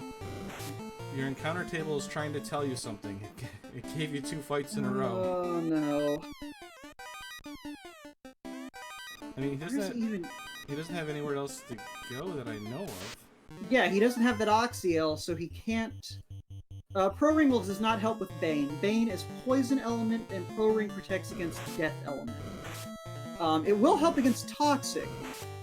So, it helps against something similar to Bane, because toxic is actually death element. Because this game makes sense. Hey, speaking of resistances, we found a ribbon. Yeah. And Jaylow is immediately slapping that on the knight. Not the worst idea in the world. because that knight is more likely to survive these fights with giants. And okay, I was wondering why he was dumping the flame shield, and then he put on an opal shield, and it made sense. Yeah, he had me worried on that one too. I was like, wait, that was a good shield. So yeah, with those life 2 charges on the knight and a ribbon, he at least will be able to pretty much walk through the rest of the Fiend dungeons, even if he has to solo them. It's not recommended, but it's possible now. So, Durrun actually knows about the Onrak dock that's here. I think he's forgotten that the loot is the one thing that takes up a shop item, because I think he came here to hope for a shop item. Yeah, either that or he forgot he doesn't have the Oxyale. That too. But, either way, yeah, like, his only options are to go back to Earth or to recognize he has the Adamant. And hopefully he recognizes he has the Adamant, because if he goes back to Earth and finds that Oxyale, he is going to go on a little adventure. And it's not going to be a very fun adventure.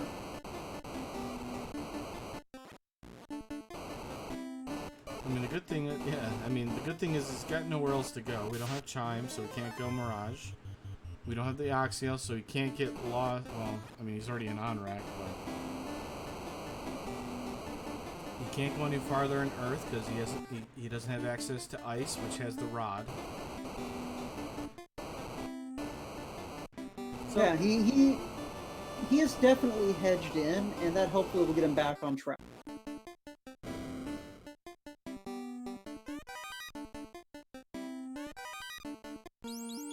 Well, Jaylow finds a Vorpal sword.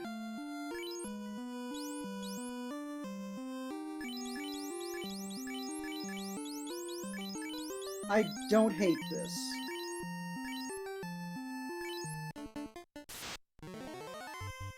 Did he actually move the Vorpal sword over to his knight? I don't think he did. I don't think he did either. Like, the light axe is pretty good.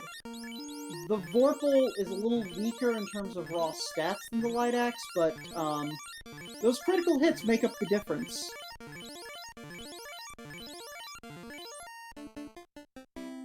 Yeah, when you're able to effectively ignore half of the enemy's absorb off of a crit, yeah.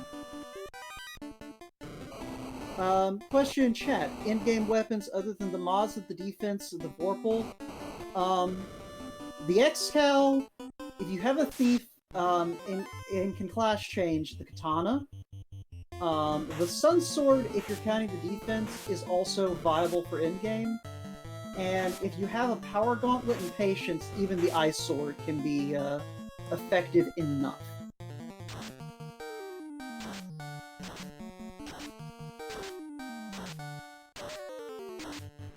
I gotta admit, I just do not have the hubris to actually use an Ice Sword as an endgame weapon, because that thing just does not punch through anything. Oh no, like it's a terrible weapon. You should never want to use something if you have. You should never want to use an Ice Sword if you have something better. But I have absolutely used an Ice Sword to finish out a seed before, because I just didn't find anything better.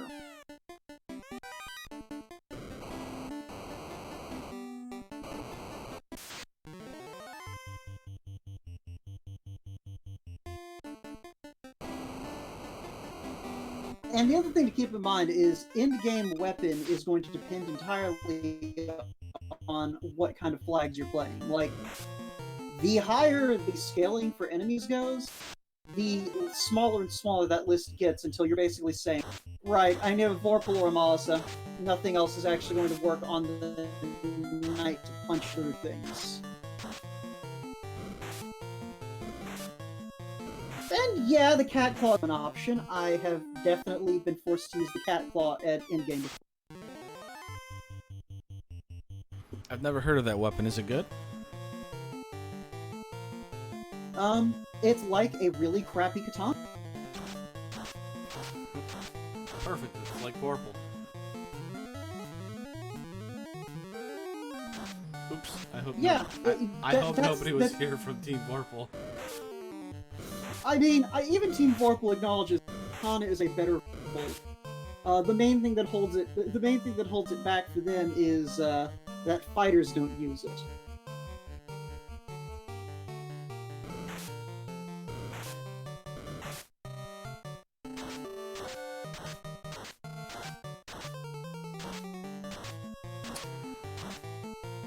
But I guess a caveat, though, while kind of waiting for Durrun to go and turn in that adamant, and while Jaylow is being put to sleep by these squid-faced sorcerers, I also play very atypical flags. So my experience is like, yeah, I've beaten the game with this weapon before. Usually translates to, Wook played something really weird, and the stuff that he did was because that was the only thing the seed let him do.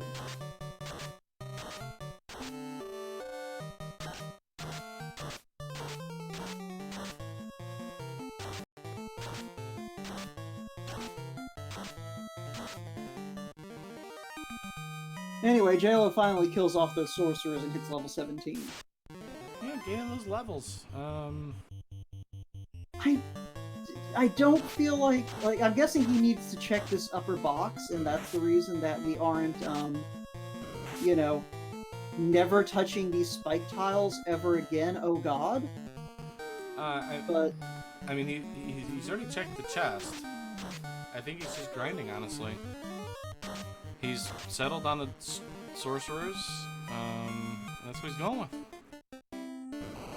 Oh, well, okay, I guess he's done now. He says, dang, you've begun talking, trying to tell what my plan is, and I'm gone. I mean, sorcerers in general are just not very pleasant to deal with. Their magic defense is generally pretty solid. They don't have much in the way of vulnerabilities. In this particular case, they're knocking out half your party every turn. Like, they're just not worth the trouble. But on the bright side, it looks like Durrun may have finally realized, oh, I have adamant. And Jaylow is going to work back to not ever deal with sorcerers again if he can help it. So, if you don't feel like bless RNGing for Warmech later, sorcerers can also appear on the Bridge of Destiny. What? Don't you put that curse on them. I mean, I'm the guy that always hydrates, so... Not because it's particularly trolly or bad, it just is.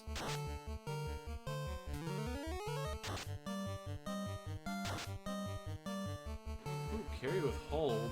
Jay is stunned. More nuke shots. Carry's not long for this world. Come on, Fade. Do it, White Mage. Yeah, nice high roll from the Fade. Second orb lit for Jaylow. Question, chat. Is Warmech's chance of showing up set to vanilla? No. We have shuffled encounter rare. So, Warmech may be a slot 7 encounter? Or Warmech could be the slot 1 encounter and pop up 3 times in a row. Who knows? I don't know, and you don't know. None of us know until Warmech decides to hurt everything.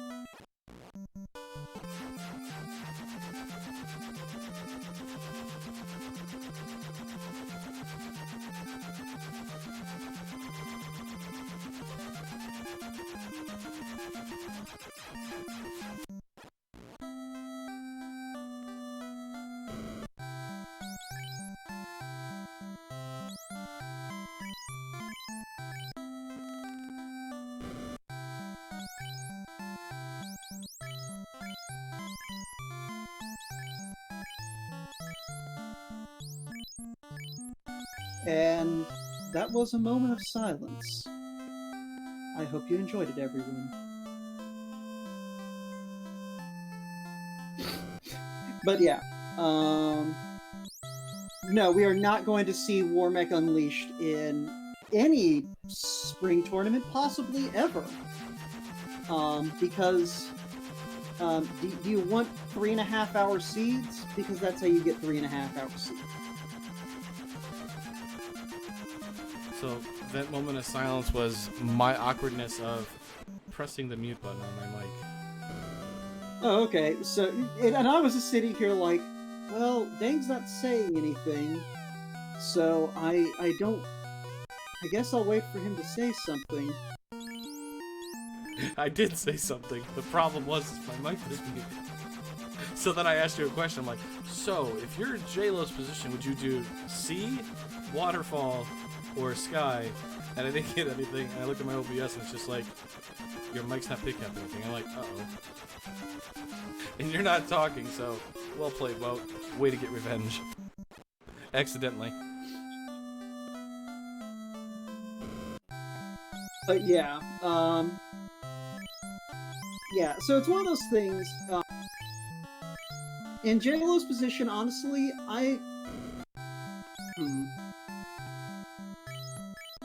would probably go ahead and do C, because I still need to hit up Waterfall and Ordeals, because I still need, a chime and a cube and a key. And at least one of those is going to be stuck behind the crown at this point. And at least one of those 4 is going to be loose.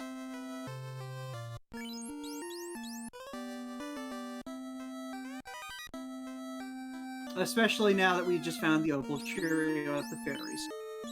Between crown, key, chime, and cube, we know one of those has to still be loose.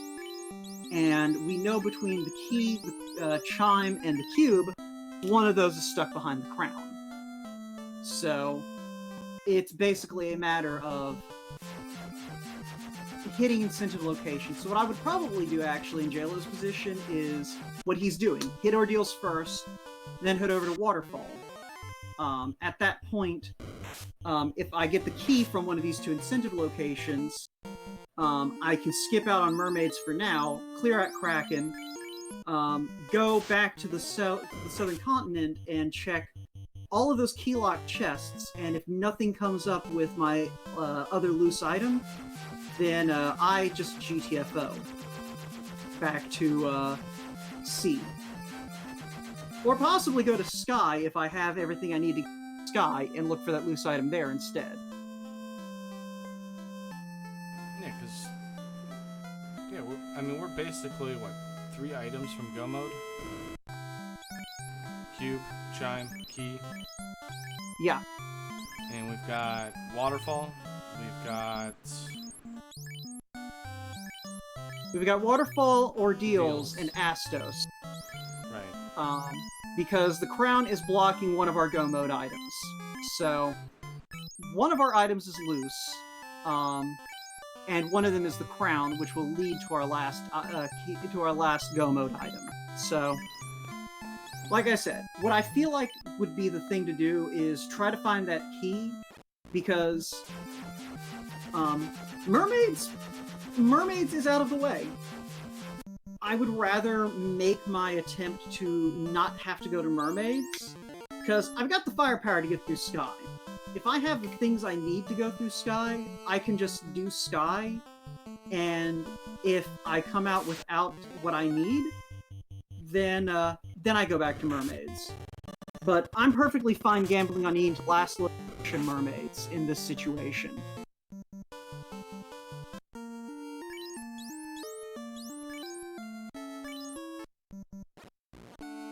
Yeah, that's why... I mean, it's kind of interesting. Well, okay, so we can't do Sky, like, yeah, you're saying, so... Waterfall, yeah. No, I like the way he's doing it. Unfortunately, though, as you said, Mermaids... Having to go Mermaids afterwards because you don't know if the loose happens to be on that side feels awful. Yeah, but like I said, I'm willing to gamble. I'm willing to go, you know what? If it's Mermaid's side, my opponent wins. I'm going to go gain levels in Sky and, if nothing else, be able to just beat my way through Mermaids on my way back.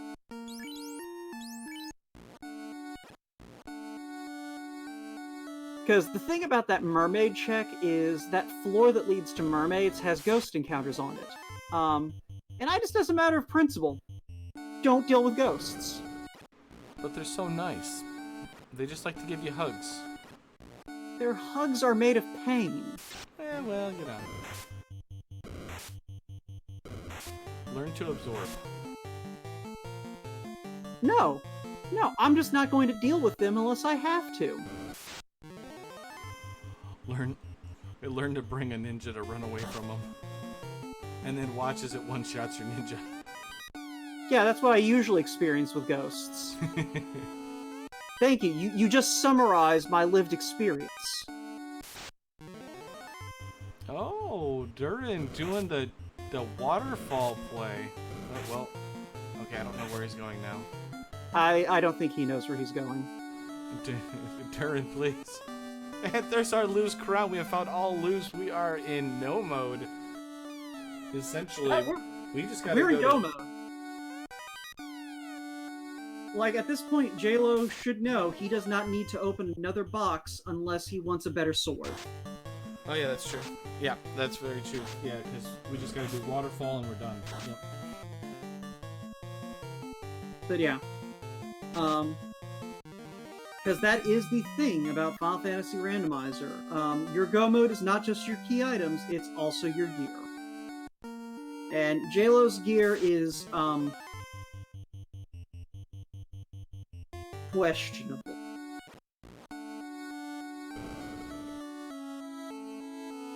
So, Durrun, meanwhile, I am not entirely sure at this point. He may be thinking of doing an Ordeals play, but is not entirely sure where he can land outside Ordeals.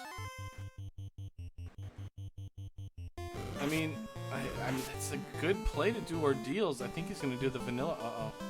He's gonna do the original vanilla route, where it's like, hey, park way over here. No, right, Durrun. Oh. Well, it's fine. It's fine. It's not that many extra steps, but yeah, it is faster to land on the west side of that forest, or the east side of that forest, rather than landing where he landed. But that's just something you learn with experience. And yeah, like you said, he is following some sort of a guide, then it would make sense that he didn't realize that he can just, yeah. But the good news is he does find the required loose. And the only other one is in Earth, which is the one that we have to worry about for Durrun. The Oxiel is in Earth floor 2 in that the southernmost room, which is kind of hidden, has been very important actually in a lot of the races that I've seen here in these Earth Week 2 flags. So yeah, it's one of those things. I think he did deliberately skip that check his first time through, because he was very scrupulous about checking Earth 3. So I think that was just kind of his navigation pattern. And yes, you did see that he has A0 heal potions. If you have 99 heal potions and open a box with a heal potion in it, the game just keeps counting. So A0 indicates that you have 100 heal potions.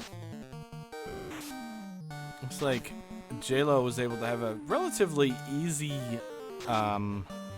ordeals. Unfortunately for Durrun, finds out man-cats with damage poison. Well, the other thing is Durrun is running into the complications of the way the pillars are laid out. Jaylow was able to warp through them, and I don't know if Durrun necessarily knows that trick. Ooh, Sun Sword pickup in Northwest Castle for Jaylow. Hello. Yeah, that Sun Sword is going to be nice to stick on that red mage. would also be nice is for him to stick that Vorpal sword on his fighter. I mean, I'm okay with the sword for basic enemies because it's higher damage. It's going to do better than the Vorpal. But when you go up against a boss like Kraken or maybe Tiamat, I would definitely use the Vorpal, I think. Huh, I didn't notice that the crown was in the vanilla Zeus Gauntlet. Durrun? Durrun? Oh no.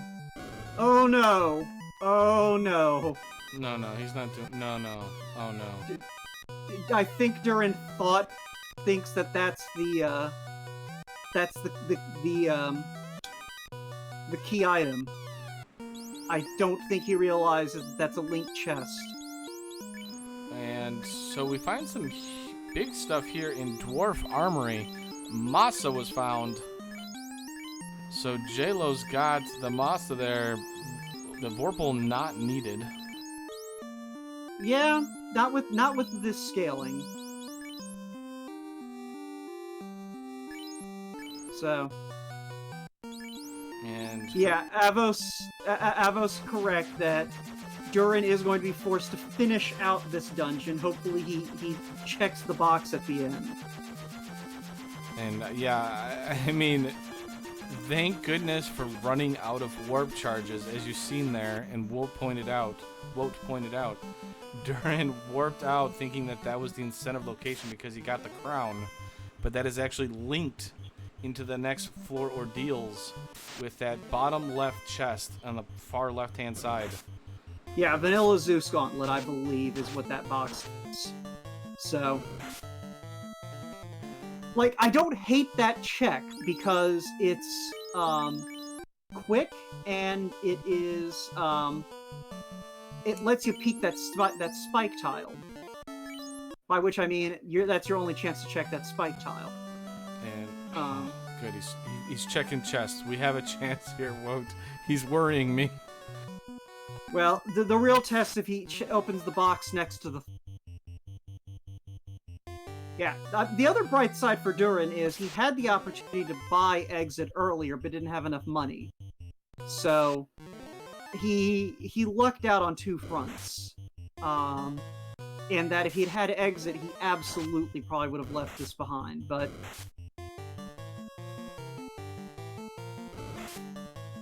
Nothing here. Alright, hopefully that trips something in his brain, and he goes...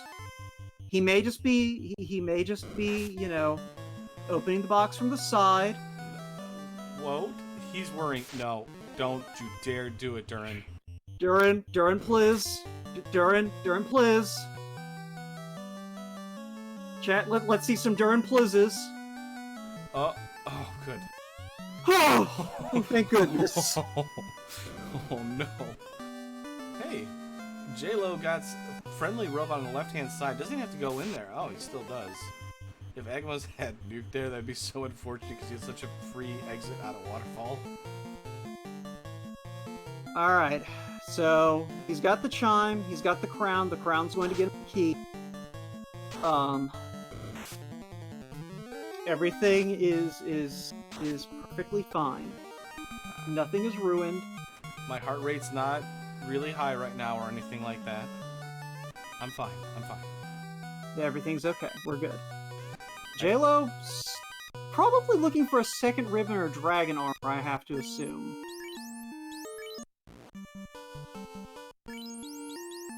No, it wasn't that bad. It's just, you know, I was worried because, you know, it looked like he was going to go past it.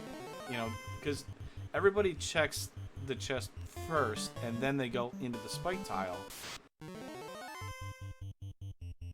And, you know, it's just one of those things of, you know, when you come out of an encounter, you always are looking down. And that can be very disorienting towards any new runners, or even the veteran runners sometimes.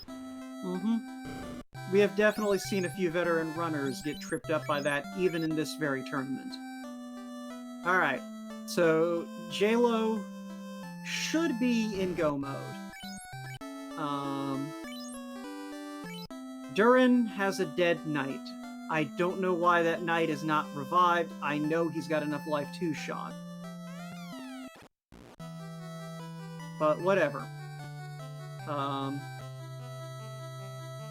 Jaylow does not go mermaid side. I believe he knows that that he is effectively in go mode.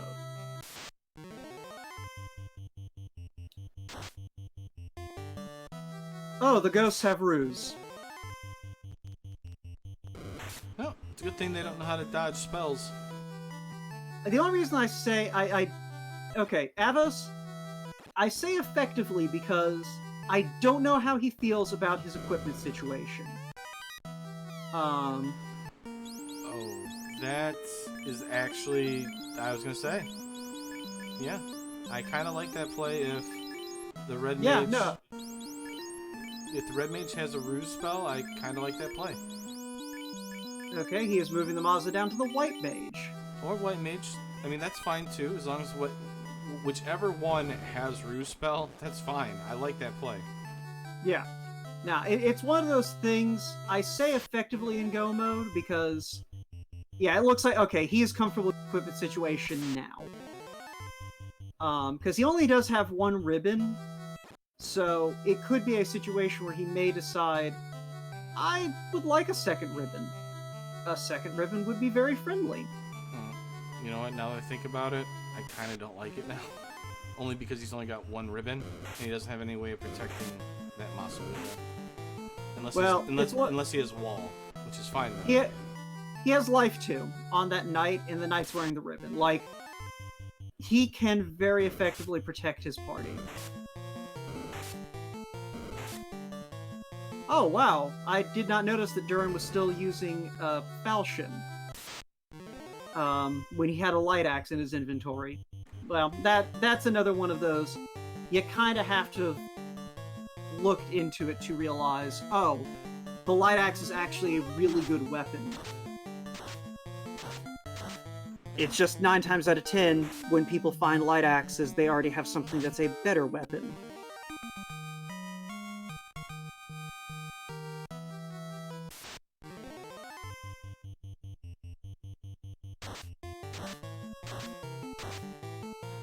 I mean, the only thing that worries me for Jaylow is a lot of these encounters on sea that I've seen him have, like, he's getting out of here.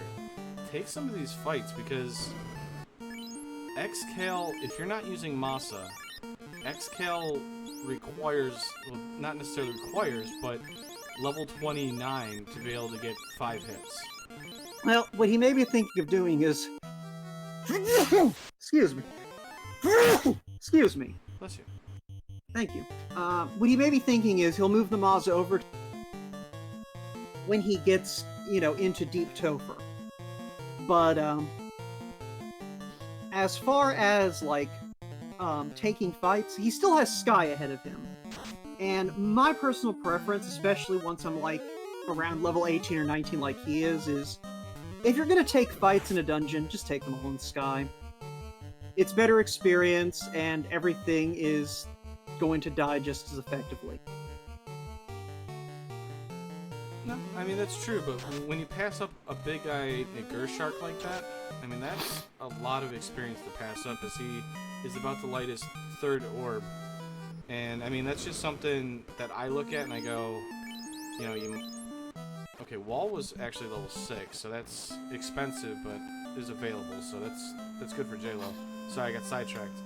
I don't know, I guess it's not too bad, because at the same time, he can get level 22 in the Sky, like what you're saying. And then you gain the 2 levels on your way through Temple of Fiends Revisited on your way to Chaos. And you try to hit 24 with that Masa around carry 2, if you can. Have we seen Fast? Yes. It's a... Okay, yeah, it's at level 6. Yeah, it's a high level spell. Yeah.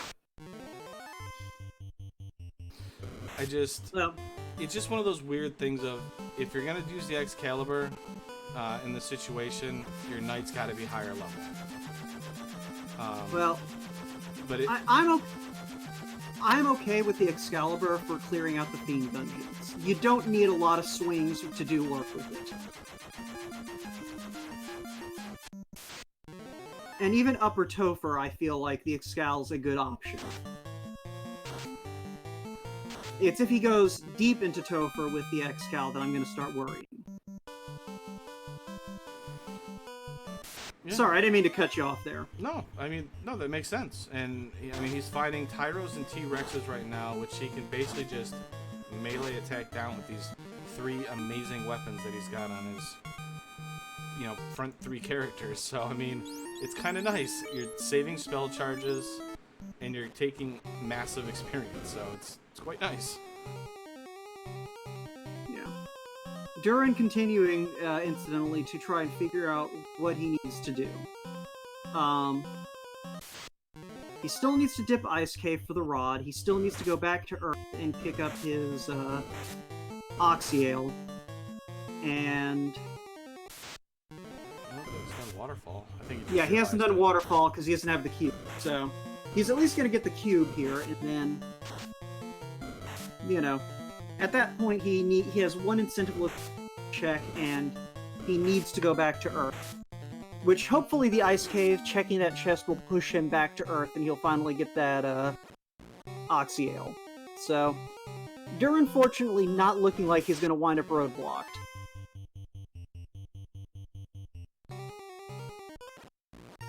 No. The old Waterfall can be kind of confusing at first. Yeah, Waterfall became a lot easier when I realized it's literally go left as far as you can until you can't, and then go down. Yeah, any path that goes left, take it. Yeah, and if it looks like the path, if you can see a path that continues left, go to that path that's going left. Hi, unrunnable rock golems. I feel like this is going to wind up being a problem in Topher. I mean, a problem that's delicious, delicious experience, but a problem. Okay, an interesting choice of chests to go ahead and pop open for Jaylow.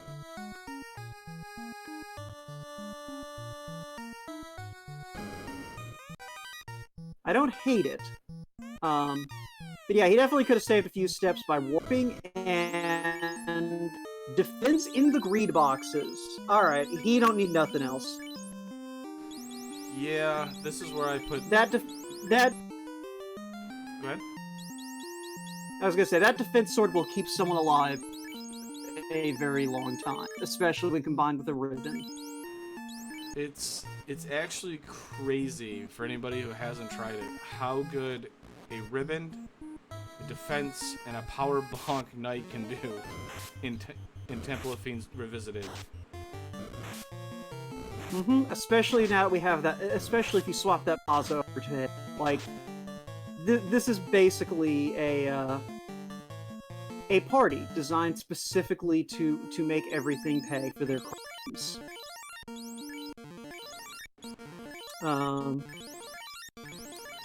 don't know about you, Wope, but we got our chance for the robot chicken. Let's get some Blessed RNGs in chat. He's about to visit the Bridge of Destiny. I know I want to see it. Let's see a preview of what's going to be available in Temple of Fiends Revisited.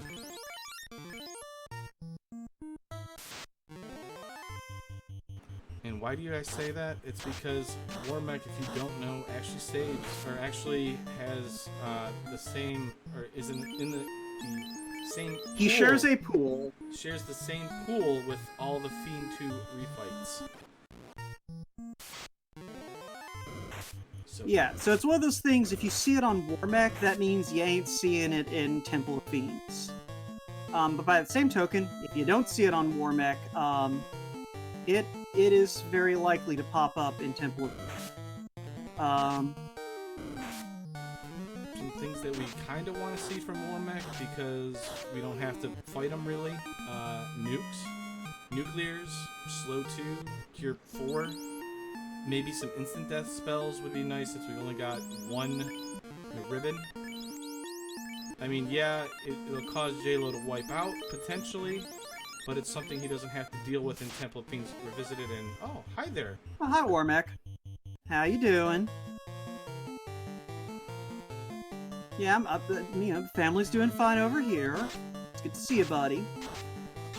Oh, good. Lit 2. That gave us a lot of information there. Yeah, it let us know that we're more likely to see thunder now. Yay! A lot of our party is very low, so hopefully not a nuclear comes out. Wormek apparently punched, very strong, and varies down. And yeah, Wormek's beefy. Yeah, Wormek definitely at least has vanilla health. And hits like an armored walking tank. More nukes come out. He's gotta be almost done. Okay, there we go. That's actually not bad, because all the experience went to the knight. And there's his 24th level. And the black mage, yeah, we probably didn't want it on the black mage so much, but with fast being a higher level like that, we might do it. No. No. He needs to run away because that just happened. If he loses that red mage, he can't pick anyone up because he. Oh no, he did still have one life 2 charge, but yeah, let's just hope that we don't have a triple header with Wormek. That knight got punched down for 500. Yeah, and he's wearing opal armor. And go take a nap, Jay. That's what Wormek just said. Yeah, no, the that is a situation where, you know what, Wormek just says no.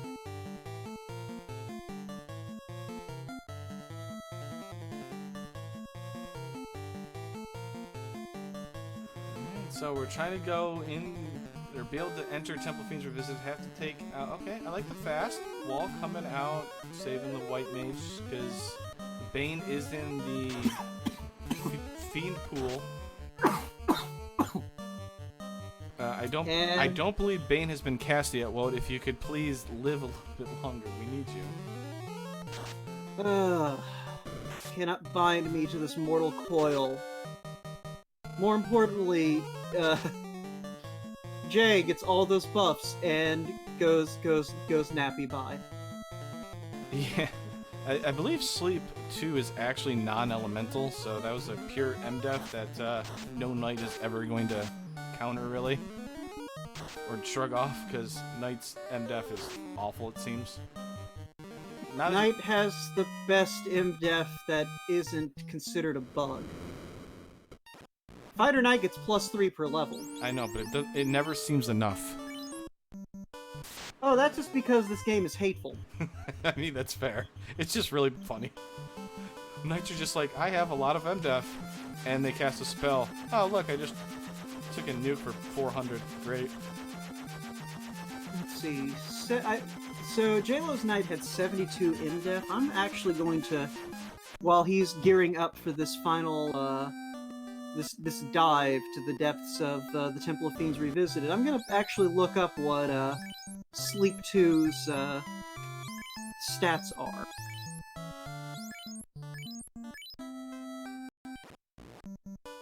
That's right, Gloom Chew. The background is kind of like how your MDF rolls. Will it save you? Will it not? If you are the thief or ninja, you're always getting high rolled every single time. The MDef just does not matter. I mean, Sleep 2 has a 64 accuracy, so it's rolling with like a 202 bonus, so yeah, that's like, it's got a pretty good chance to hit even like a level 24 knight. I think it's better than half. Like, probably somewhere around the 60% range. And the worst part about it is because you are basically like, or you know, on your knees or whatever you want to call it, fiends don't really miss. So you're taking the full brunt of that attack until you get up. Durrun is checking the locked rooms in Marsh. Downside of missing that one earth thing, or that earth room. Mm-hmm. Mm-hmm. Mm-hmm. Yeah, because he's missing... Oh, he forgot Ice Cave too, so he doesn't have the rod.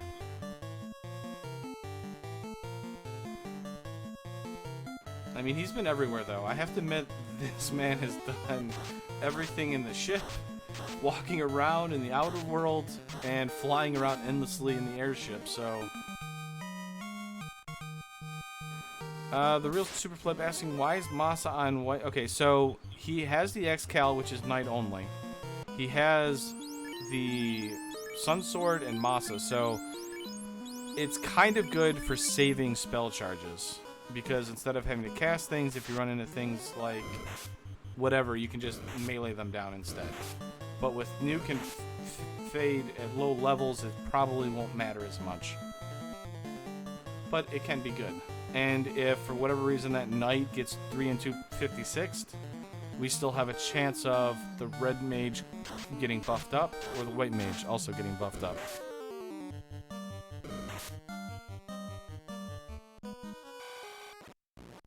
Yeah, I do not hate the spread around your melee concept, at least until you get past carry 2. Once you get down to water floor, though, I am also of the party of, you know what, just pile everything on the big beefy man in red and call it a day. Well, I mean, in my case, it's pile everything on the big beefy woman in red, but that's beside the point. Which is actually, I mean, Jaylow's kind of in a good spot here against Kraken 2 here, because you could have the Black Mage basically cast fast, have the Red and White Wizards cast their Nuke and Fades, and have the Knight attack. And, you know, you're going all offense here, because Kraken 2 is basically kind of a speed match. Can you out DPS Kraken 2? Because if it's a heavy hitting Kraken 2, your Knight's probably going to get killed to one shot anyways, unless you get really good turn order. And if Kraken 2 back rows any of your casters, they're for sure done. So, I mean, you either go all offense or you go defense and hope Kraken 2 doesn't, you know, have any spells like Nuke, Nuclear, and cast it multiple times. Can we just appreciate that that we have successfully given a 30-year-old NES game gear checks and enrage timers? It is interesting, isn't it? Oh, speedrunning. Like, I'm just saying, this is what we have done with this game. Like, as a collective, is just, you know, we are talking about these the same way that you would talk about an MMO boss. Yeah, exactly. Alright, so Durrun has confirmed there is nothing of value in Marsh Cave. So hopefully he recognizes that he needs to go look for value elsewhere. Preferably Earth Cave, because that's where he left the value on the table. Preferably Ice Cave first, I would say, just because that leads to Rod and you can do it all at one go. You know what I'm saying? But yeah, I do know what you're saying, but you know, he's already dived to the incentive chest in Earth, so it's a very fast check to go to Earth. And if he gets that loose item, then he'll know he can just go mode Ice and be done with it. But then he'd be triple diving Earth. I don't know what's worse, which is unfortunate either way. Because if he does what you're saying, he's gonna full clear Ice, C. Okay, Ice is worse. Yeah. Because Ice has mummies. Earth 2 does not have mummies. QED, let's hope he hits Earth before Ice. But everything's got Bane Giants. Hooray, Bane Giants. Yeah, Avos, he can hit the loose item in Earth. Yeah. Like, that's the thing, is...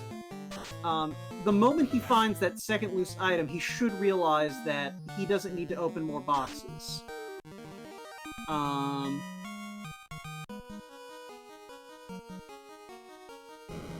So it's just a matter of him actually figuring that out.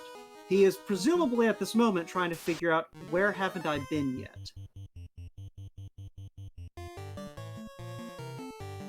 Alright, carry 2 first, kind of gatekeeper, can be. can be very sneaky on how damaging it can be with its melee. We're actually going to skip round 1. 6 hits for 63, so Carrie doesn't roll a whole lot of damage here. This is good. 9 hits, though. That could be troublesome on our casters, but Masa swings for almost 1,000. Carrie is going to be donezo here very quickly.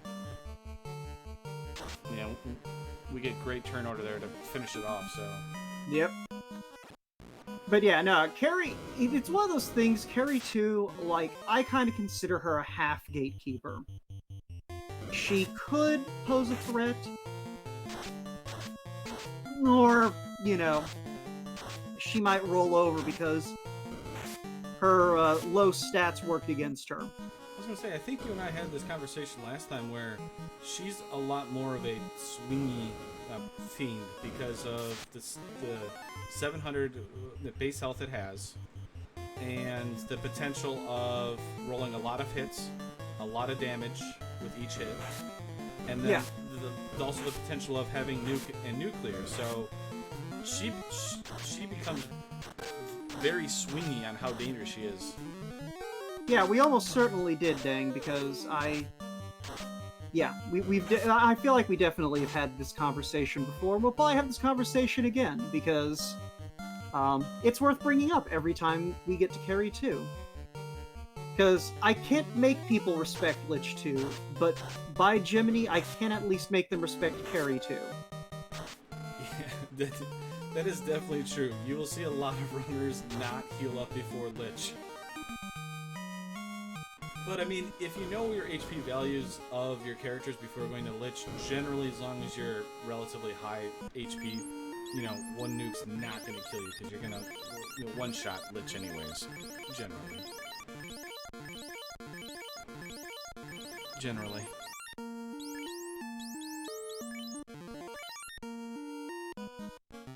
Generally. But yeah, so here's a fiend no one disrespects. Kraken 2. Hashtag let's get Kraken. If this is, I mean, this is the one fiend during your entire dive, you're planning what you're going to do every single time. Like, the entire dive into it. How are you going to do round 1? How are you going to do round 2? And we're going power bonk with a fast. Kraken gives us a free turn with Lit 2. Okay, thank you, Kraken. We'll take that all every day. Yeah. Yeah, it's one of those things that, yeah, you're not wrong. Kraken 2 can make your day very unpleasant if it wants to.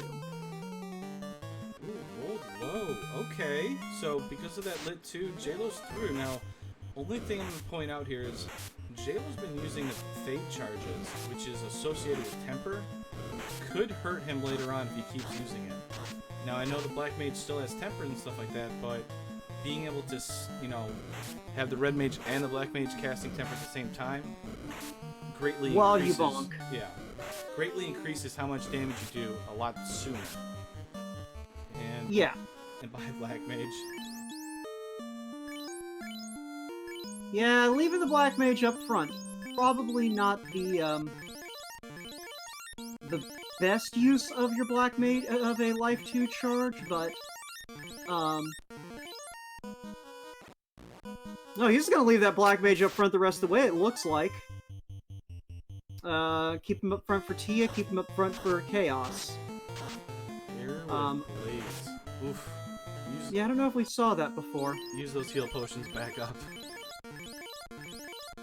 Yeah, I mean, I guess the nice thing about the Black Mage is if he doesn't die, it's very cheap to heal him. Yeah, especially at level 1, because it's not like we have anything else that we're really casting at level 1. Yeah, unfortunately, it looks like Durrun does not know the trick in Ice Cave. For those of you who are unaware, you can drop down into that hole between the 3 chests, cast Warp, and it will put you back up on top of that hole, and then you can just open all 3 boxes, and then if you don't feel like dealing with Ice Cave anymore, you can just warp straight up and out. So, yeah. It's a very important trick because I didn't even know that until I got into the randomizer, really, and I was watching some races and stuff like that, and I seen somebody do it, and my mouth opened up, and I'm just like, wait, you could do that? Well, in vanilla, you can't ever do it because you can't cast warp without class changing, and you can't class change without the floater, and you can't get the floater without going ahead and clearing ice anyway. So, it's only a trick that you can that comes up in the randomizer where you can get before you can clear Ice Cave. Very true.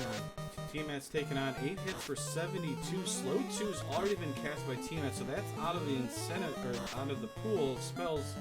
But High Absorb, we have lots of nukes. I thought Jaylow was trying to cast Warp to get out of this fight. I mean, you know, in the Saga games it might have worked. Power Bonk. We're doing Thor for chip damage. I like. Ooh! Tiamat. That was not a heavy. nasty hit. Rod pickup for Durrun. If he goes to Earth 2, he'll be in go mode. Okay, so he opted to check a handful of chests. Oh no, Durrun, please. Durrun, no. I don't... Okay. This is a strange way to route this, but we'll take it. Oh, what a big swing by the Knight. 9 hits for 1,400 damage. Must have got a lot of crits. Finally beheads Tiamat, and we are on to Chaos. Well, he also had like 2 rounds of having Temper and Bonk pumped into him. Jaylow, I don't think that was a victory lap. I think he just missed his turn. But regardless, gonna keep that white mage protected, it looks like. I kind of like that. I kind of like that because that's gonna have the cure 4s.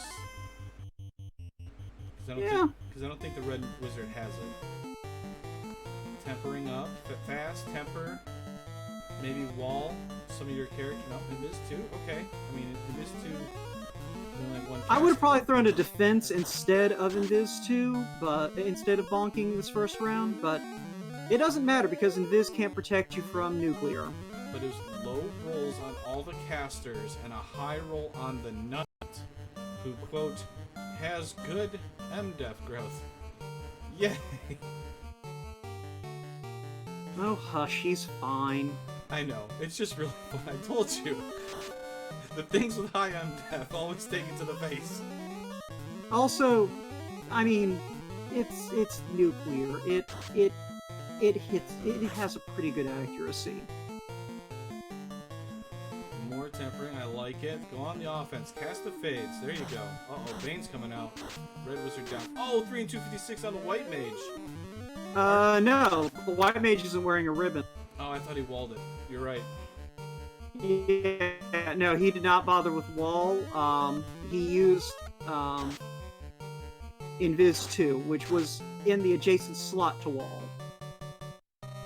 Zap comes out, everyone, still standing survives. Black Mage is gonna nuke everything. Fire 3 comes out. Black Mage still alive, which is genuinely shocking because it's a Black Mage. But 10 hits for 1513, that does the trick. Jaylow has finished in first place with an official SRL time of 2 hours, 4 minutes, and 43 seconds. GG, Jaylow, nice job. We'll see if we can get him into the broadcast booth here, because that was pretty well done there. I mean...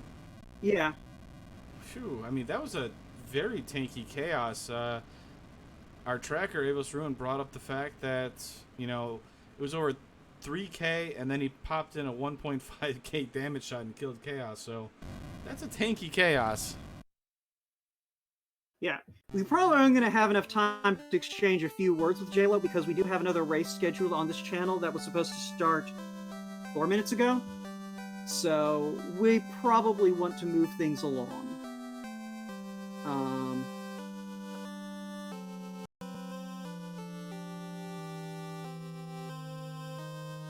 Yeah. So So, yep, we're going to try and do that. Durrun here moves to 0-2, but he's getting better. I'm seeing a lot of good things coming from him. You know, he's progressively understanding this game for, I believe, his second time, as I mentioned earlier. Jaylow, another one of our newer players, right? No, he's been around since 2018 at least. Oh, really? Yeah. No, I've got exchanges in my PMs with him from the 2018. Oh, for some reason, he just hasn't been around. He's just not around during the off season. Okay. So Jaylow moves to 1-1, so that's going to be an interesting bracket to get into because there's a lot of good players in the 0-2. I think. I mean, I don't want to spoil anything, but there's some good people in the 0-2. There's good people in the 1-1, and if Jazz Raptor's in here, when I beat Jazz Raptor, I'm gonna be 2-0, and I'm gonna somehow manage my way to 2-0. Jazz Raptor's gonna beat me. Probably. Thanks, Wout. I appreciate the vote of confidence. Alright, so Jaylow unfortunately not able to hop in here. Well, Wout, I'm going to play a little bit of music here while we're chatting here. Since, Yeah, I think we're probably going to pass things off to Durrun.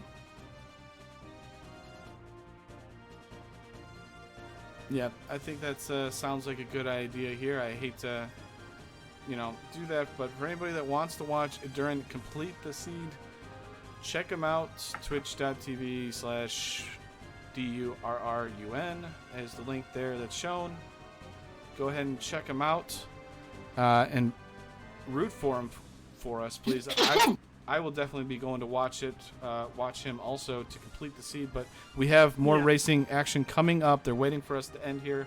Well, apparently they got set up on RM3 because Lord Fizzlebeef panicked. So,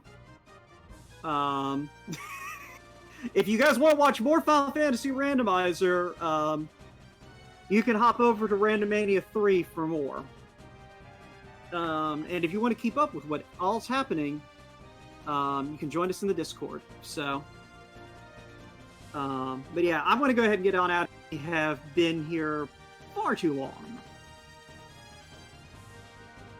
Alright, yeah, so... But dang, you were going to say... No, nothing. You might as well get us out of here. I got us going. You get us out of here, and thank you very much for it coming by, everybody. Go cheer on Durrun as he finishes up his run. And, there's also a whole bunch of other exciting races going on, so we'll get on out of here and catch you guys on the flip side. So thank you very much for watching. Thanks to Avos for tracking. Thanks to Dangwoo for antagonizing me. And thanks to Jaylow and Durrun for putting on a entertaining race. So we'll catch you guys later. Take care.